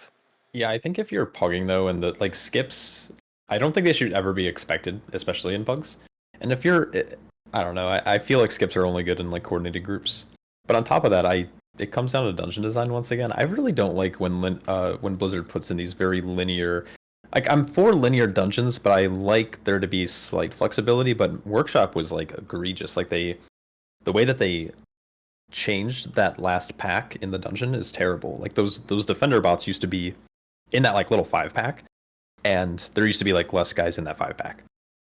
And then like them changing it almost was trying them to like force you to do it, especially because they have true sight. It's like, okay, you now can't warlock gate skip, you can't like do any kind of weird shroud stuff. You have to, if you don't want to play this percent, which by the way, there's 112% in that dungeon if you hold W. So it's like you want us to skip, but everything that we want to skip has true sight.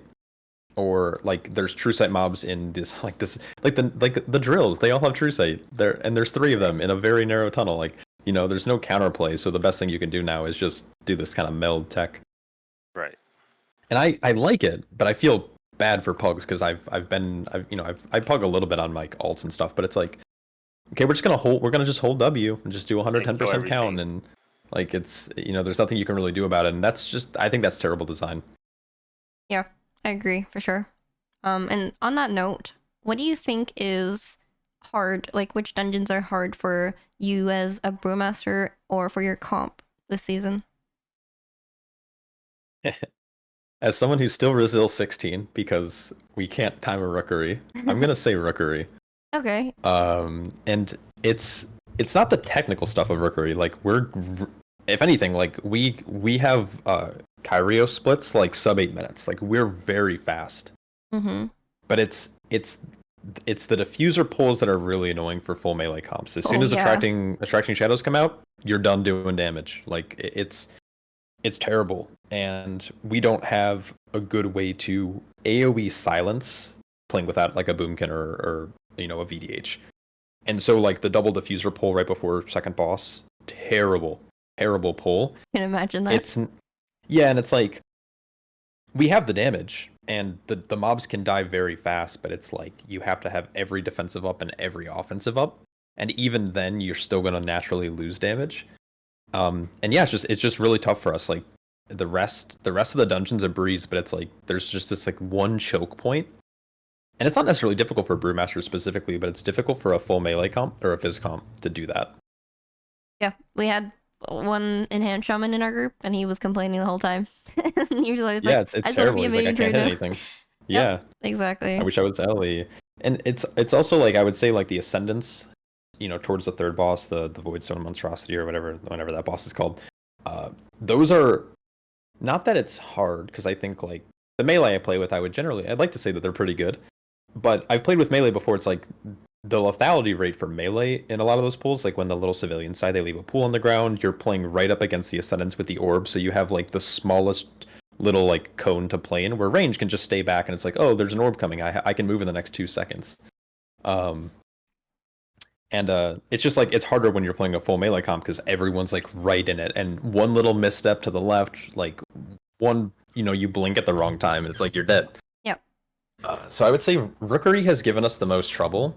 We've had crazy good splits throughout the dungeon, but we can't. We've been failing to slot the 17. We have multiple 18s timed already this season, but not Rookery. It still eludes us. Yeah, that makes a lot of sense. Like, now that I think about it, because that was like one of our main issues, having an enhanced shaman, because we did kind of play with a melee start of season. That was when you swapped off of Mistweaver too, Yeah, because you were like, I I can't didn't want to heal. play Mistweaver anymore after that. I was actually playing Mistweaver for like the first couple of weeks of the season until like I discovered Oracle Dispriest, and I Yeah. did not like Rookery for that reason. Same reason that you just described. I also didn't like the last area of Motherload. I don't know if you guys have a good way of dealing with that as melee. Oh, it's normally pretty chill. You mean like the hill with all the mines and Like stuff? with all the Yeah, mines the and stuff. Like, bombs, yeah. how do you normally deal with that? So there's a way to force fixate onto the tank by outranging like the initial mine spawn, so you can just have all your players like wait back as you gather, and so it forces it all into the tank, and then the tank just like funnels them in, and because they're all in the tank, that like no one's gonna get hit, so they Okay, can just so freely just zug. do you basically just go around the last area and get all the mines back to the group? Oh yeah, pretty much, yeah. And I wouldn't say all the mines because our route doesn't try to get all the mines on the Or all the hill. mines You that you definitely need? can. Yeah, all the Yeah, mines we okay. need. We pull 4 specialists plus a war machine. Rixa, and I know a lot of tanks struggle with Rixa because of her auto attacks are just so heavy and lethal. Yeah. Again, Brewmaster, I didn't even know she had a tank buster until I played my Prot Warrior in a 17. And then I Yeah. got like global, and I was like, what was that? And then I had to like look in the dungeon journal. I had no idea she had an auto attack. I thought she just like kind of like, I don't even know what she did. But yeah, that I save all my defensives, I run up the hill, I pop everything, and then I run back down. And then my melee can just like they're not going to struggle with it. Well, how do they deal with the specialists though? Because they spawn bombs everywhere, right? We play with a Resto Shaman who's playing range, so they're always going on him, so he just stands out. Oh, I didn't even know And that only targeted ranged. Yeah, it only targets range players. If it's a full melee comp, it'll target I think anyone, or if it tries to prio the healer, but yeah, you just have the one range, or Resto Shaman in this case. He just stays back, and he has Spearwalker's Grace. He can always drop Blink. He has instant cast Totem with his totemic hero talent or whatever, and Yeah, it's pretty chill for Rest of Shaman. Yeah. Yeah, it's chill. Oh, we're about to die, Link. It's like, it's a very tame pull. So he just does all the baiting for us. I'm learning a lot right now about your comp. What about the extractors? I'll spawn the circles all over the ground. Oh, it's when you play in a melee comp, you have to like learn little finicky stuff, and it's kind of cool because as you play with the same people, you start to kind of get on the same wavelength, if that makes sense. Yep. So what we do is they just naturally they see the extractor about to happen or the extraction, and they just stack on me, and we rotate left. We don't lose any uptime. The circles are fairly clean. Like every once in a while, there's an RNG circle that might spawn in front of us, and then we deviate. But outside of that, it's like a lot of these. It's same thing with we don't pull them anymore, but Dual Maul in Priory, the second mini boss that you summon by killing Amia. Yeah. Like people are like, oh, we lose uptime. It's just stack on the tank and rotate left or something, and most of the circles are going to spawn on players, and you can just keep full uptime. And it's these little things. Yeah, it's all good. It's something you learn when you're playing with a melee composition for months or years in some cases. Yeah, that's very interesting. And then for yourself, like, do you think there are any fights that are hard for you specifically to live? That's the question I wanted to go for because you asked about like, and then you just answer with like team stuff. Yeah. I'm curious. Now we get the true tea. Is there anything that's actually difficult, like that you feel like for Brewmaster, or is everything just super free? I'm falling asleep on most fights. Yeah, I would say the only fight that is like I'm a little clenched on. Like I have to sit up and I have to focus. And I don't know if this is because I'm comfortable on Brew and like I've been playing it for a long time, or if this is just it's like Brewmasters either struggle with it or that maybe I'm bad at some of these fights. But I would say Floodgate, Big Mama. It depends on like if the shoots are going on me the same time, like the Electro Crush, if I'm not paying attention, plus the like damage that's naturally coming out through like Jumpstart or Kill a Block Barrier or whatever it might be. I just always dip so low on that fight. So I would say like Big Mama is probably one of the harder fights, but it's not like I'm stressed. It's not like I need a certain comp. It's not like I have to like rotate my defenses perfectly. I kind of just like hit what I feel in the moment. I would say that, and maybe I don't know. I think Theater of Pain has two challenging bosses. Specifically, Affront of Challengers can be pretty dangerous with some of the overlaps, especially with the Mortal Strike, and then same with Mordretha. The last boss has somehow globaled me. Yeah, the Reaping Scythe. The Buster is a two-parter. I don't know if you know that. It's like it hits you for like a 10 mil and then like a 4 mil or something like that. Yeah, it's a split damage type, which generally like you saw the same thing with Orator in not Theater of Pain, City of Threads back in season 1. The Orator like the whatever it was, I forgot the Subjugate cast was like a two-parter. Normally it's good, and it's like weird because I'll be sitting there, I won't use a defensive, I just let it hit me naturally, and I go to like 20% health. It's like, okay, that's fine, I didn't have any mitigation up.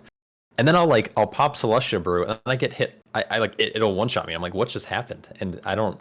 So I have to kind of sit up for that fight. I have to rotate my defenses, but it's not hard if I'm focused. It's just those are the probably 2/3 fights that are like a little scary. But I don't think they're scary. It's like okay, I'm gonna just sit up for the next 2 minutes, and then I can lean back in my chair for the rest.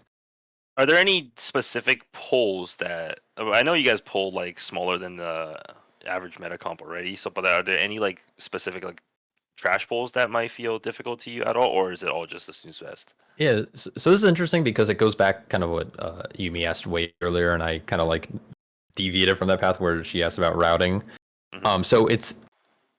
So like first pull up Priory is a great example. How like most groups do it, whether it's through skipping / invising or shrouding through, or you're waiting for the knights to patrol, and you pull like 25 sharpshooters, 37 footmen, and the mini boss and all this other stuff. I'm never gonna live that, and so I can't watch VDH meta groups do that pull, and you kind of have to like kind of play with different packs and like figuring out what works best for the brew and for the composition. So I would say like the first pull of Priory, like how a lot of pugs are doing it. I've watched some people like in like 13s, 14s or whatever, and they're trying the VDH pull as brew, and it doesn't work because they just die. Mhm. And so Yeah. you have to like obviously look at it and be like, okay, what can I handle or what can't I handle? And we can workshop it from there. And of course, some DP you're always gonna come into like some friction with DPS. Like let's say I'm pugging and let's say I have a warrior and a rogue in my group, and now I have a boomkin. My boomkin's going to be pretty, or an unholy DK. My unholy DK is going to be pretty mad if I'm only pulling like 8 targets or something, or 6 targets on a lust pull. They want something bigger, but you have to find this balance between, especially playing as brew. You have to find like this weird balance where like, okay, I need to pull large, but I can't pull that large or I die. And if I die, our DPS die. And the tank life, no offense to anyone who's not a tank, the tank life is the most important. If the tank dies, the group's dead. You Yeah. can try battle resing. It's not going to work. I can take the res instantly, not instantly. The group's going to wipe. You're not picking it back up. And so, and one reason I stopped pugging is because you have these, quote unquote fotm rerollers, and I think there's good fotm rerollers and bad fotm rerollers. But you have the people who are rerolling fotm. They're in their like 3100 keys, and they're like pulling for the tank because they want to do big damage, like they're seeing their favorite streamers do. Right. And it's like that's not going to work, man. Like let the tank pull. If you don't like how the tank pulls, either let them know or don't invite a brewmaster. Like I'm sorry to say, if you want big pulls, don't play with brew because they can't live large pulls. So what This is your? Yeah. Mhm. Oh, I just want to know real quick. What do you pull on the first pull of Priory for brew? So what we've been doing is so we do something kind of similar but not really. So what we do is we do I guess in MBT it's like G6, G7. But we basically pull the two little packs next to the fountain and the mini boss, and that's it. And we lust. Okay. And then all we're doing for the rest of the time is every time footmen get low or a sharpshooter gets low, we're just chaining. It's just a constant chain pull. So we're clearing the entire first area with Soliman and or Chainmail when she eventually comes down. But it's always going to be like 4, 5, 6 targets max. We don't want to overpull casters. We don't want to overpull sharpshooters. We don't have access to things like grip. We don't have access to Sigil of Chains. We don't have access to like an AoE kick with whether it's silence or beam. So you have to do these smaller pulls, but consistently. Like you can't really stop combat. And then just And I feel curious, like how long does it take you guys to clear that whole area? Because for us, it's like 4 minutes. On a good day, 3.5. Like if nothing goes wrong, perfect like defense stoppage, like 3.5 minutes, we can get to the. I would say MEO. similar. I would say Okay. similar pacing, but it's a lot smaller pulls. So you guys are generally from what I've seen is like the first pull for a lot of these groups actually lasts a lot longer, but it's a bigger pull. Yep. Where our comp is like a lot of these mobs are going to be dying like way quicker than anything else. I mean, we're on boss by 9 minutes or even before 9 minutes.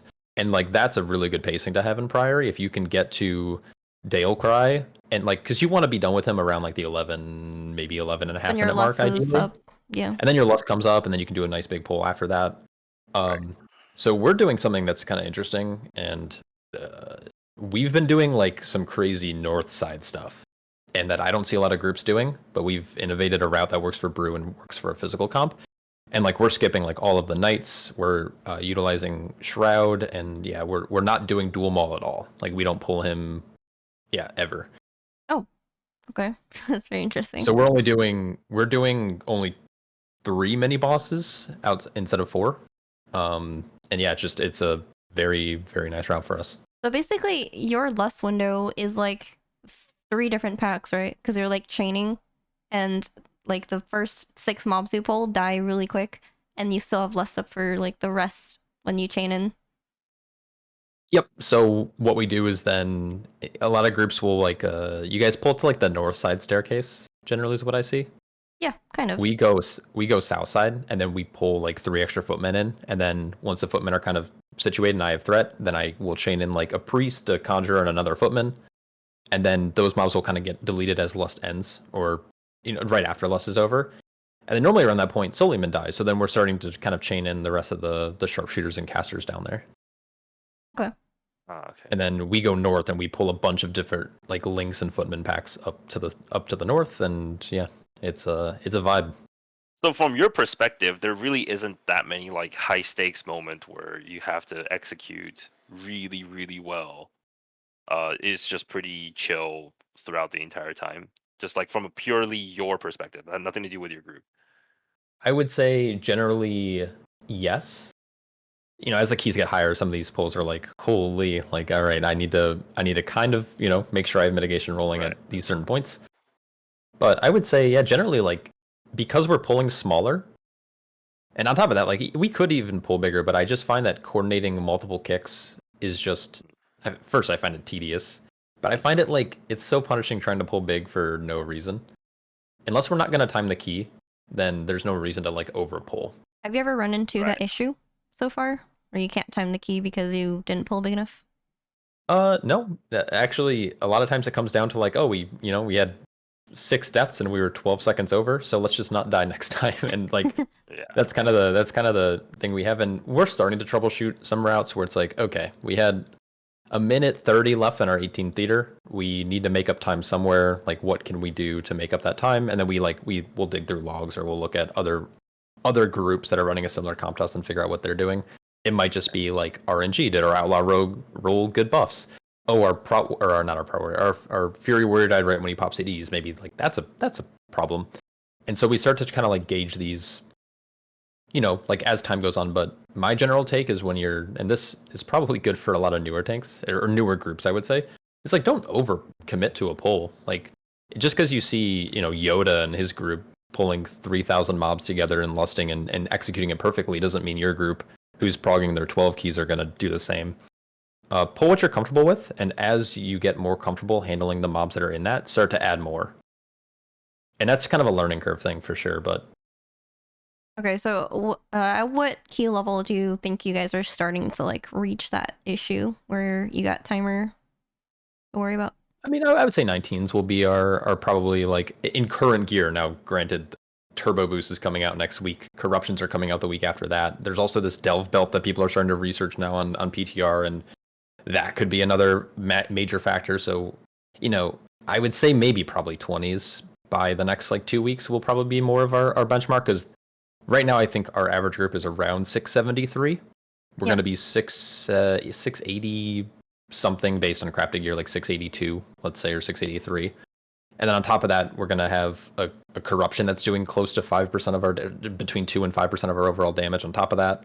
Right. And then this belt, I don't know if you guys have seen it, but this belt it's weird because it doesn't have secondary stats, but it has like this really interesting effect, and people are trying to figure out how it's going to scale and stuff. But like, I would say like 20s are probably going to be the point where we're going to have to start doing something a little bit more crazy.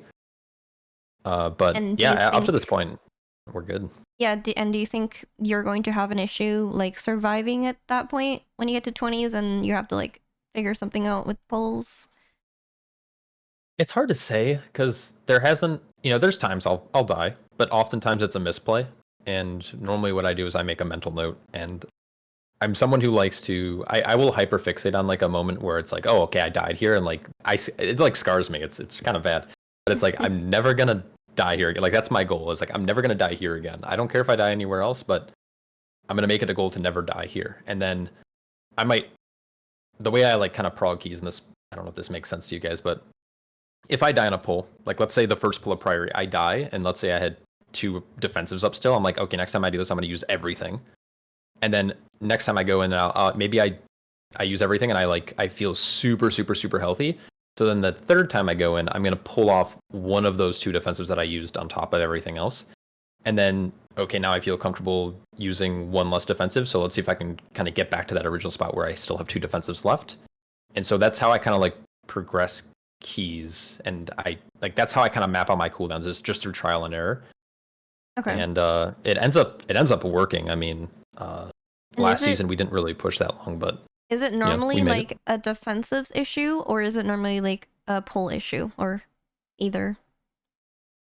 Oh man, it's like hard to pick out any. It's often a issue of defensives. There have been instances where I can like think of like Grimbatol. Grimbatol was such a weird key last season, but Grimbatol was a good example. Like, there was one time where the reckless tactics went off at the start of the dungeon, and right when that happened, we stunned. And then right when they came out of the stun, all 6 mobs meleeed me at the same exact time, and I died because they were all enraged. Yeah.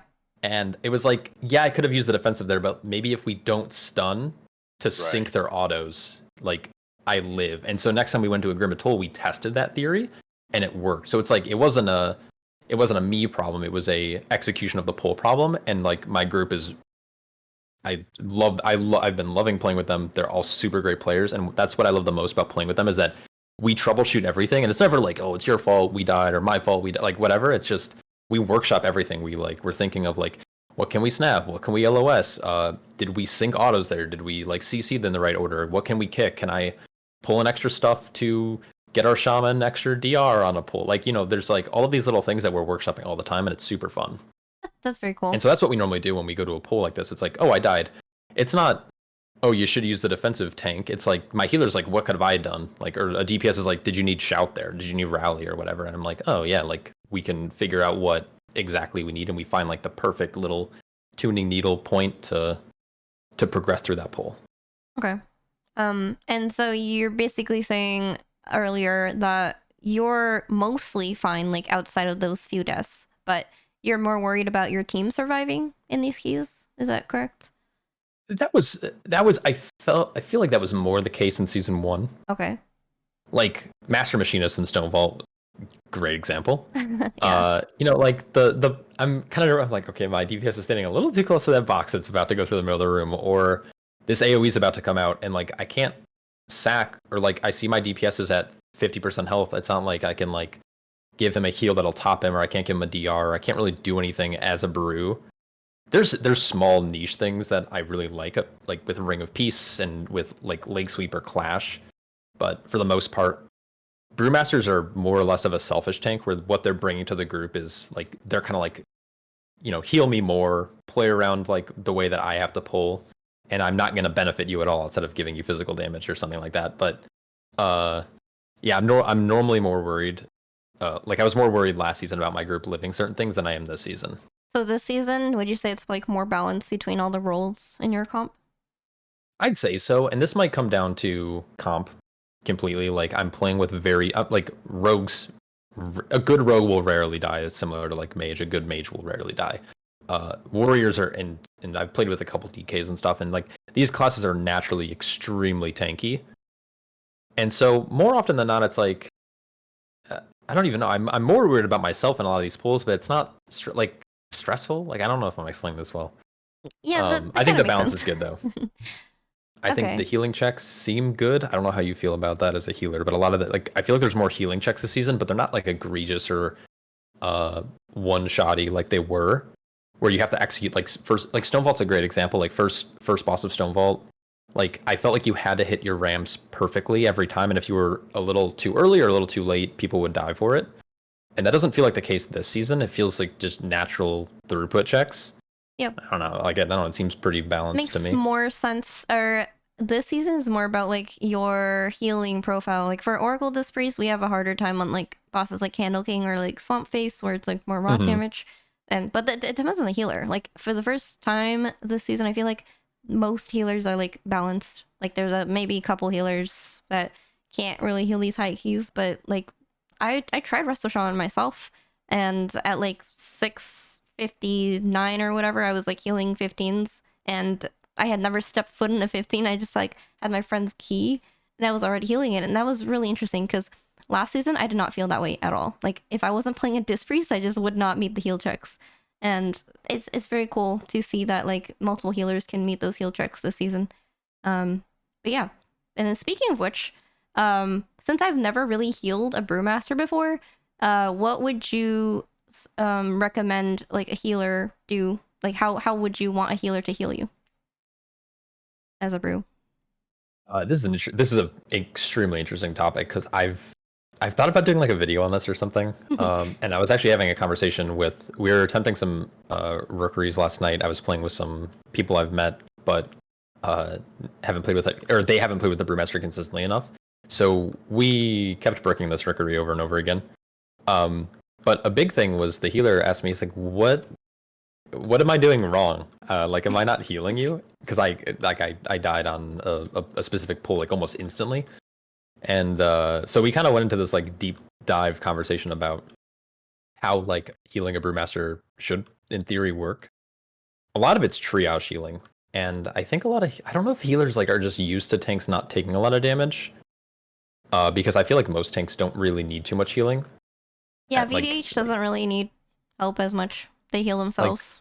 yeah, give them a paints up on pull and like a little pity heal here and there just for fun and call it a day. Yep. Brewmaster is going to need a lot more attention. I would say there are some healers that should just never group with a Brewmaster. And this isn't even like a meme or a bit. I think if you're an HPAL or, I mean, pretty much just an HPAL, don't play with a Brewmaster. It's not going to be a good time.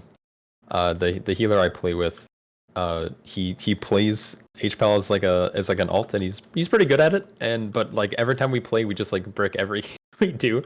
So we've banned the comp. If he plays HPAL, I'm playing Prot Warrior. If he's playing Arshaman, I play Brew. It's just that easy. Anyways, getting to it. So basically, the way you need to heal a Brewmaster is by like almost like, okay, I don't want to call it drip feeding, but you want to like drip feed them any of your kind of healing over time effects. So as a Resto Shaman, for example, it's really important to maintain multiple things at a time. It's healing rain. Your healing stream totem needs to be on cooldown most of the time, if not always. Earth Riptide Shield as well. and Riptide. And so you want these like triage healing effects on a Brewmaster at all times. And while it might not seem super efficient, because oftentimes like HOTS and stuff like this are fairly minor, the Brewmaster's critical strike that I mentioned earlier with their Celestial Fortune effect, like double dips on all of those effects. So they're way more efficient at keeping a Brewmaster alive. And then it's going to make any of your other healing feel also way more effective because they're not going to be like kind of slingshotting up and down in health. And the rest of Shaman I was playing with last night, that was kind of happening. I was slingshotting down, then I was like dying because I had none of these. I didn't have Earth Shield on, I didn't have Riptide.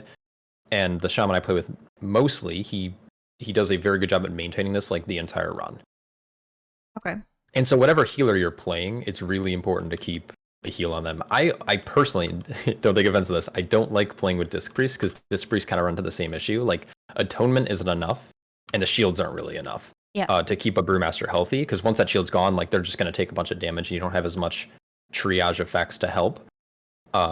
So like those, I would say Paladin's banned. Priest is like there's workarounds you can do, but I would generally say the best healers you can pair with a Brewmaster is actually Resto Druid, as you could probably guess, because Stagger is a dot, and that healer has a lot of hots.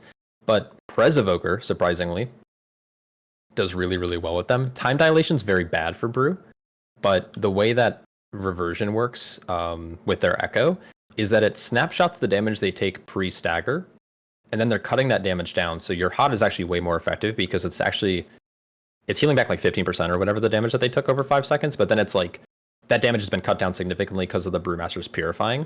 So all you have to do as a Prez is basically keep Echo Reversion on a Brewmaster with Golden Hour, and they're vibing. Okay. And yeah, Resto Shaman's very good too. But outside of those, like the rest of the healers are kind of like mid tier. I would say like Mistweaver's okay, but then you're class stacking. Holy Priest is okay, but you don't have a DR. And then the other two healers are kind of like kind of tough, but I think Oracle Disc is much better. Void Reaver, you don't really have a choice, but you have to heal everyone evenly, and you can't give the tanks extra attention. Mm-hmm. Yeah, but I've been playing Oracle this season because it's the meta one, and I think I can definitely focus more attention on healing the tank because we get 2 penances, and then I think like that run where you just died on the first boss, I think I could have paid more attention to you. I just didn't really know how to heal a Brewmaster. Like I could have given you Renew if I knew exactly how it worked. So like I normally never press Renew, by the way, as a disc, but from what you're describing, I think Renew would have been really good for you. Most likely.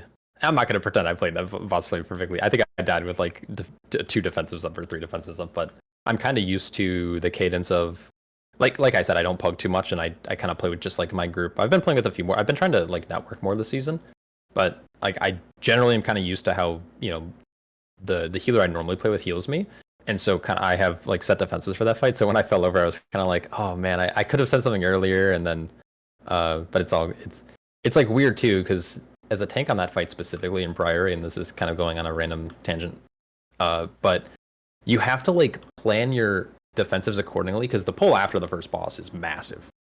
And as a tank, regardless of what tank you're playing, you need all of your defensives available. Mm-hmm. So you can use your defensives kind of early in that fight.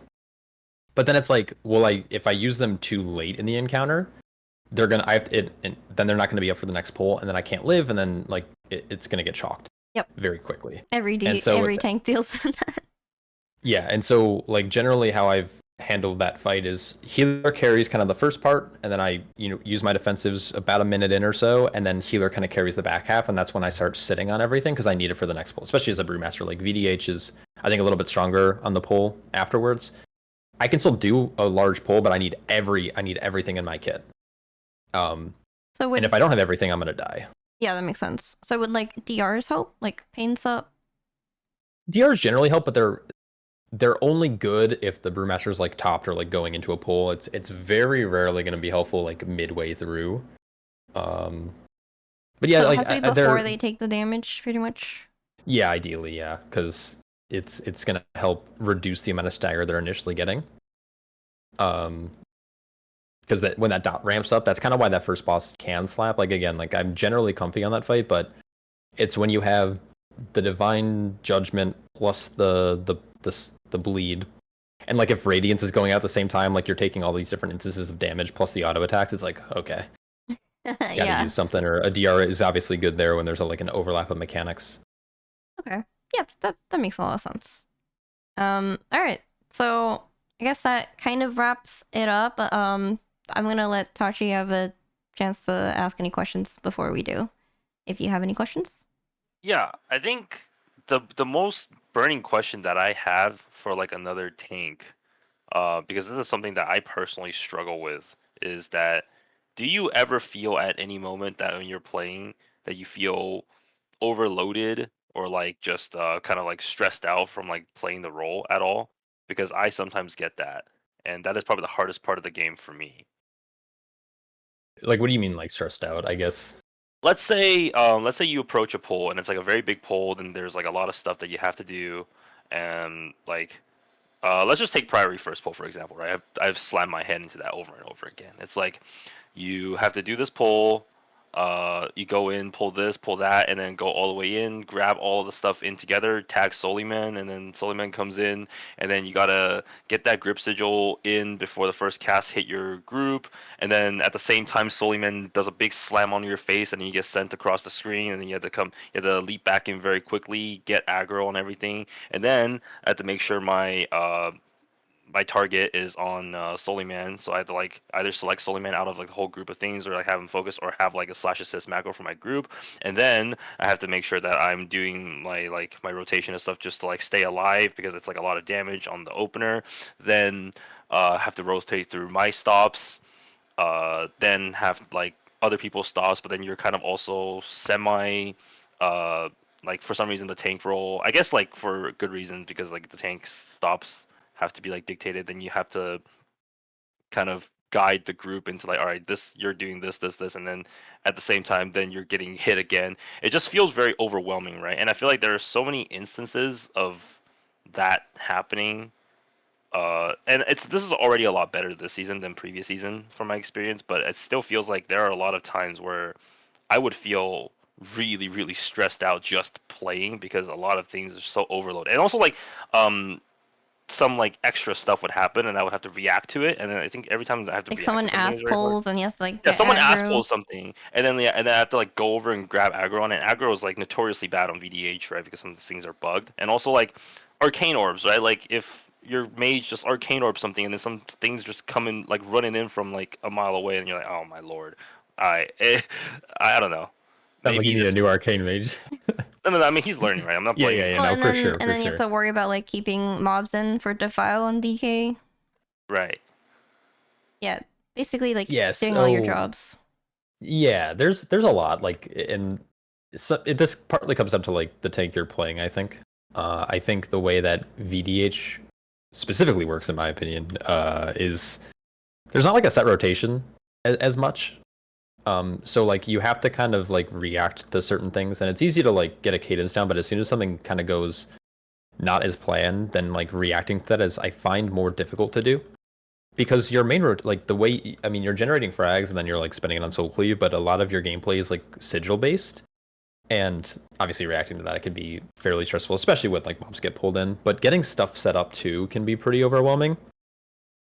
Are you also shot calling for your group at all? Like, I or like try obviously my best, but sometimes, like, I'm not gonna lie, one of the weakest points that I have is if I am in like mortal danger, and sometimes it's kind of RNG, like even if you have like your parry chances, like stuff up to the maximum, you Mhm. could just at random points just get chunked all of a sudden, and then uh, I would kind of go into this focus mode of like, all right, forget everything. I cannot die here, Mhm. because that's like obviously how it works. Right? So then we would just miss like a stop or something because I would like just fail to call it because I all of a sudden go into this I need to live mode, and I think that happens with like a lot of tanks, like up to even like a pretty high level, right? So Oh, it definitely is a lot.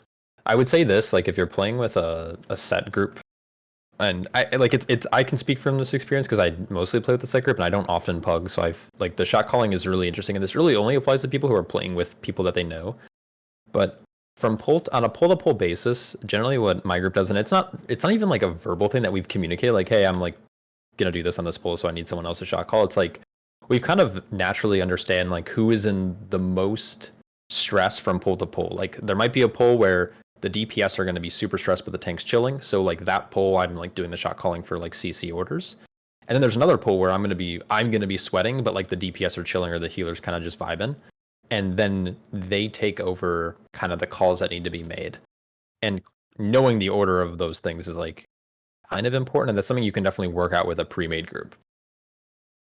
So I don't know, like a good example is I don't know, like in Rookery, it's like the second pull for us. Like we're pulling a ton of casters, and because there's a ton of casters, there's not as many like the Rook guards for Brewmaster specifically. I think VDH might struggle, but they also have parry, so it's kind of better. The Rook guards do a lot of damage, like a lot of tank damage. right. But because it's a caster pull, like I'm not taking a lot, so I'm kind of chilling. So what I'm doing is I'm calling out, the CC order, kicks, stuns, the stun order that's happening, ringing, and then like whatever it might be. But as soon as we swap gears and all of a sudden now there's like 6 Rickards in a pull, but there's like only one caster, one of our DPS or our healer is going to call out the kick order instead of me so I can focus on what I'm doing. And figuring out and workshopping which pulls you need to focus for versus what pull like your DPS need to focus for, I think is like a good, healthy balance to have. Because I don't know, maybe I think a lot of people think that it's like, oh, there's a shot caller and it's often the tank. But I find that it's better to have it set up on kind of a pull to pull basis, And Okay. if that makes that sense. helps you like get less overwhelmed in general, right? Because you're like dividing the chores better. Yeah, it's essentially like offloading the stress of a pull or a roll in that kind of specific scenario to people that don't have a lot going on. Like it's kind of sharing responsibility, which I find a little bit more effective than just having one person shot call. Because like it does happen where things might whether it's like something gets pulled in or you didn't get a random tier set proc, because that's very fun for tanks this season. You didn't get a tier set proc where you kind of normally do, and then all of a sudden you're now like really low on health and you kind of panic and freeze up. But like if you know that that's a potential, having that kind of the duties kind of offset to someone else for that pull specifically is like it generally helps, because then you can focus, and if you can focus on your gameplay and not shot call, it's better. They always say like and I had experience raid leading for a while, but like when you're shot calling and raid leading, you generally will have a worse overall performance. But if Yeah. you're able to focus, you can play better. And so yeah, like offsetting it to people who are kind of just chilling in the poll, it's generally is what I found to be successful, and that's how my group has ended up handling it. But do you find that to be like something that you have to work out over a long period of time? Because I feel like that's not something that you can just go into a group. I'm not saying like very short term, but like even let's say you're playing, because the current group that I'm playing with, Katsu right now, is like half of a season, right? I've only been playing with them for like up until the start of this season. So I feel like there's a lot of stuff that, um, on top of like now learning all the dungeon stuff, it feels really like hard to delegate that role. So then, like, the first thing that you would do is to kind of typically uh put it on the tank's shoulders first, because like it makes sense from the sense that like the DPS can't really call for the tank stops, especially for a DH, right? It's like if someone is calling for your sigil, they either have to really, really know ahead of time when it's coming, so that they can give you the heads up to it, because they can't just call like I need a silence right now and then expect the silence to come out right now, because that's just not going to happen, right? So I think that's why like VDHs have typically been like delegated as like the shot caller. But we've been trying for like wherever there are pools that I feel overwhelmed in, that I would go like, okay, I need to live here. Someone else call, but then um, maybe like it would have to be like I need to specifically ask this person, you're gonna have to call this or whatever, because whenever I say like someone, it often becomes no one, and then nothing gets called again, right? So I don't know, that's just some personal experience, but again, I think from what I feel like is that kind of like delegation that you said that is like more natural, that like you guys can just figure out, might be something that's like built across a long period of time. Correct me if I'm wrong on this, but I feel like uh it's definitely like a pretty difficult thing to build in very short period of time. Yeah, I would say so. Like my group started playing together like the last couple weeks of the first season, so it's not like we've been playing much longer than up to this point. And so it's developed, but the thing is like going from an old season to a new season or last season to this season, the kind of the stress points are going to change because I knew that in a certain pulsing group of Toll I would be a little clenched up, specifically through like Forge Master's area because like some of like the shadow slashes like paladins could block, they could block it, they could or spell block it, I guess, and then you could also like bubble. But a Brewmaster definitely couldn't do that, so a lot of that damage you're taking like up front. But like that now that doesn't exist anymore, right? So we had to kind of like relearn what like this season, and we'll go into a dungeon and it's uh okay, like I can use this example all day because there's so many times I've wiped to it, but like the double diffuser pull in Rookery right before second boss. The first time we saw it, like I was kind of just chilling all dungeon. It was a lower key, but then we wiped that pull and they were like, "Oh, we didn't stop. Like, why weren't we calling stops there?" It's like, well, like there was a lot going on for me. Like, what can? And then we would troubleshoot. Like, okay, what's the order so you don't have to call it, or like someone else can call it, who's like our healer, who's kind of just like chilling in the back, popping link and doing whatever he needs to do.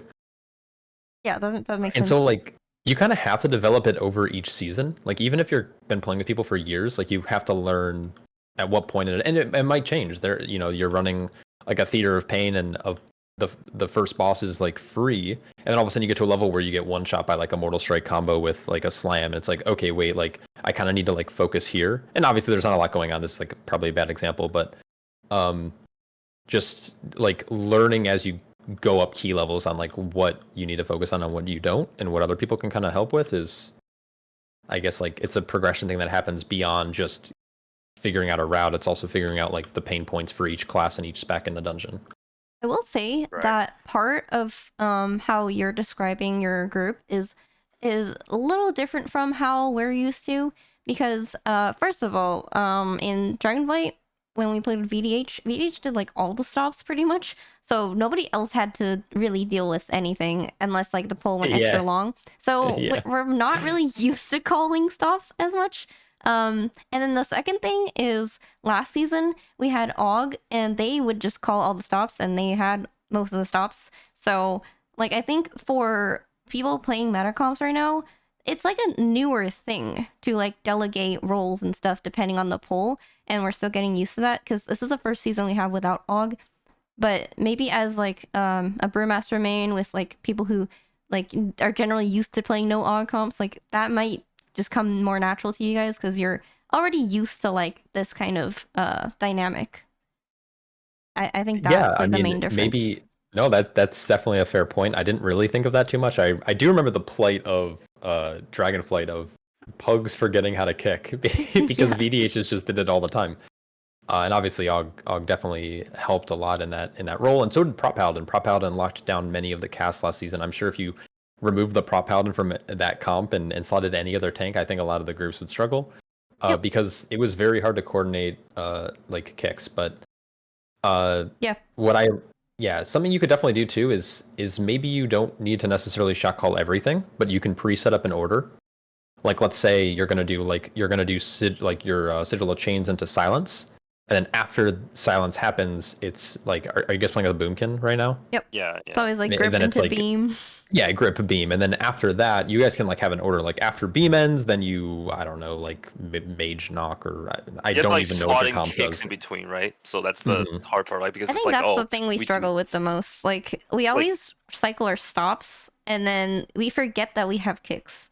well, the Ah, highest level of play requires you to like basically slotting kicks as much as possible. In But then between, that, yeah. but that also kind of varies from pack to pack because some packs have like 2 kicks, some packs have 3 kicks, but your comp is also like priest with like a priest, right? So then you And don't have that kick Boomkin. and mage. Have a kick, then And you have a oh, and yeah Boomkin also mage. doesn't have a kick, Yeah. and mage is a long kick. So then some comps can set up like a 2x2 kick for like some of the stuff, but then like this specific comp can't do that. So then you're really just trying to work out how to like work that into like each pull, but then like every single pull becomes a little bit different. So then you kind of think about like, okay, then is the solution just play the game enough to the point where you literally know on the back of your hand how every single pack of every single dungeon works? Then that's like when you come to that realization is when I personally was like, man, this is a lot. Like, because Yeah, you have to it figure out everything to its like most intricate point I think is it's that's a lot. definitely it could be overwhelming for sure. The only thing I would say is to are you so are you guys playing the DK as well? Like, are we just slotting the Yeah, full? Okay, yeah, I maybe it's worth assigning like after beam, right? And then you have predetermined markers. I'm assuming you're using an auto marker if you guys are yeah. playing to level that you you just do. have like focus Yeah, kick. Um, yeah, and you set up yeah. a focus kick, and your DK has a plenty of agency. If you don't need grips to group everything up, obviously like A-bomb limb gets kind of the ball rolling, and then Sigil of Chains is obviously goaded. Death grip is a great thing. It was something that we do is our rogue just sits on a target, and it's his job to lock it down. So he'll kick, then he'll do a full 8-second kidney, then he'll do like another kidney or a cheap shot or whatever. What I don't know what rogues do, but basically then he locks down a mob permanently. And I think you can replicate something similar with the DK where they can like grip the mob multiple times and kick, and they can use their pet stun, and you kind of pull that avenue where it's you come from that avenue where it's you have a person lock down one of the more dangerous mobs in a pack, or one of the casters specifically, between those CC cycles where you might have your CC cycle down, but it's like, okay, right after beam, then the DK, it's your job to like lock down the next 3 kicks. So it's kick, grip, and then pet stun or something, and then that's when you go into your next CC, whatever it might be. And kind of assigning people to have that thing also makes it easier because then they can just set a focus and have focus macros for that, which obviously makes the job way easier. Which side tangent tip, focus macros are the best thing you can do to improve your gameplay as a high mythic plus pusher. Yep. And I will bring this up just because like I know a lot of people copy metacomps. Like I think the majority of M plus players copy metacomps.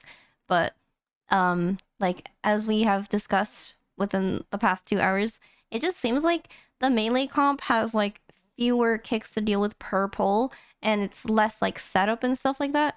So people who want to play metacomps have to be more mindful. Like these guys at the top, they play a lot more than the average player, and they have way more time to like figure out all these big pulls. Like the first 2 pulls of priory, like it can take us like maybe like 20, 30, 40 attempts, but like these guys in hierarchies, they do way more keys than we do.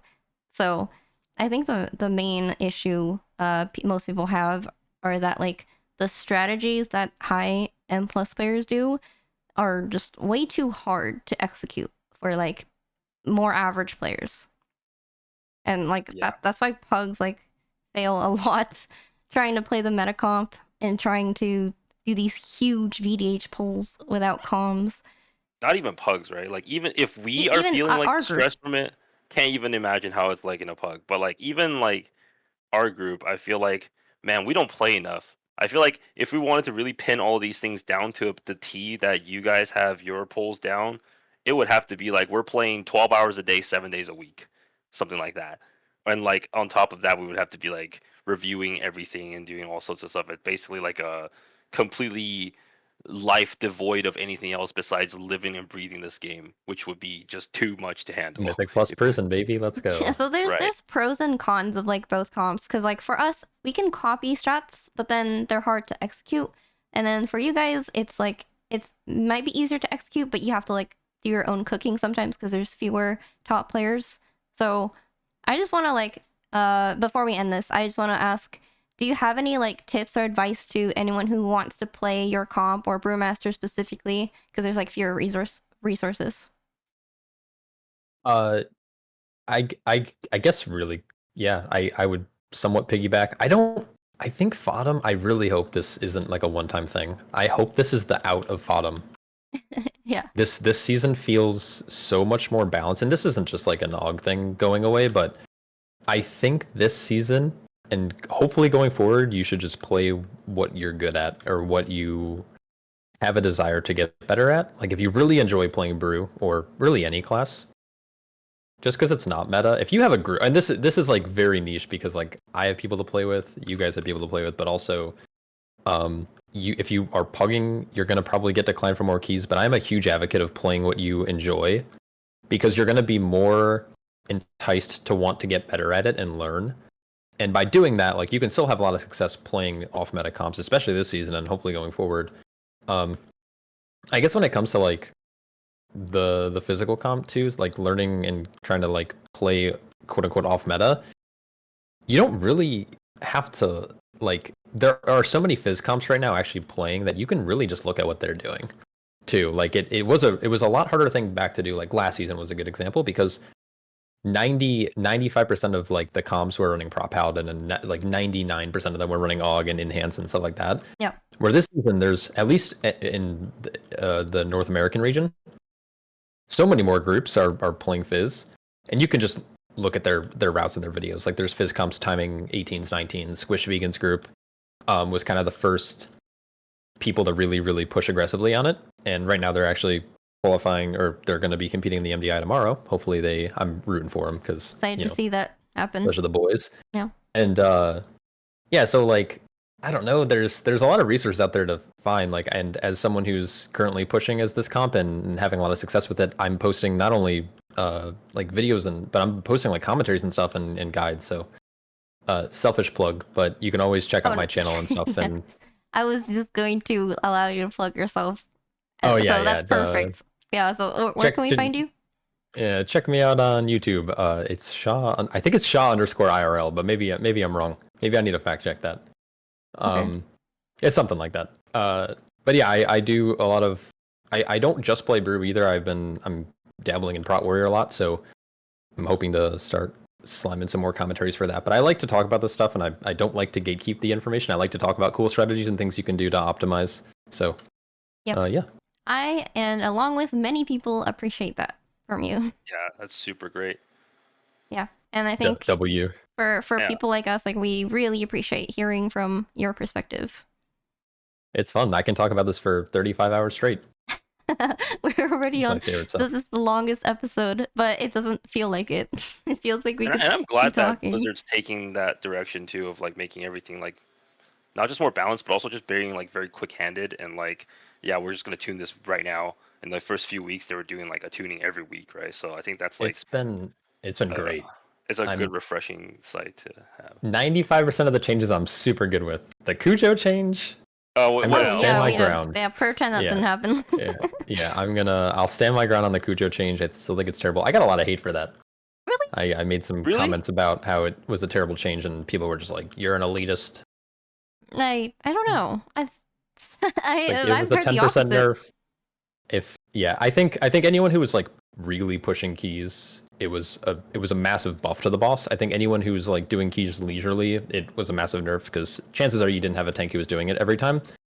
But I had practiced that box tech. I'm the kind of player who goes into like normal dungeons and I've practiced running the Mechagon like little maze thing. I can't even tell you how many hours I spend in there just like on a normal mode and just like run through it over and over and over again to get the exact timing down and like with the patrol. Like I'm insane, right? And so for someone like me who puts in the work and the practice to like perfect the Cujo positioning 100% of the time or 98% of the time or whatever it is, because sometimes people would bait it too far away. It's like I'm mad they removed it, and I don't care what anyone says. The nerf to the boss was not a nerf. I think the log showed, I think the average DPS has 62% uptime or something like that on the boss. So the fact that they nerf, the 10% doesn't equal 40%, you know? And I think in general that fight just sucks. Like, you can't even get your full cooldown window before you have the LOS. Well, yeah, ultimately it's not even the LOS issue. It's the fact that it's a terrible fight and the LOS strat made it okay for high pushing groups. Yeah. And then now it's irredeemable and it's just a terrible fight. Yep. I agree with that. Yeah. even bad for DH because you drop all of your frailties and then he comes out, bites you, boom, and then you're like, oh man, I had Yeah, that's terrible. Well, it's interesting because as brew, I can stand out every time. Like I don't actually lose uptime, so I'm really not that mad about it. But it's the fact that the boss now takes longer because I'm playing with a full melee comp. But yeah, I never hide on even on an 18. I'm just chilling, Oh, that's interesting. hanging out. I learned Yep, something new again. Brewmaster's OP. I'm telling you. That's what I learned. Brewmaster's OP. Yep. yeah. Stress-free tank gaming Brewmaster. Don't play VDH. Yeah, that's You're gonna. very interesting. Well, thank you so much for coming on the episode. I wish we Yeah, thanks for had having me. a lot more time because we could keep talking. But maybe I'll bring you back in a future episode. Who knows? Because For sure. everything for you sure. talk about is very interesting. But thank you so much. Any Yeah, thanks for having me. additional comments before we say bye?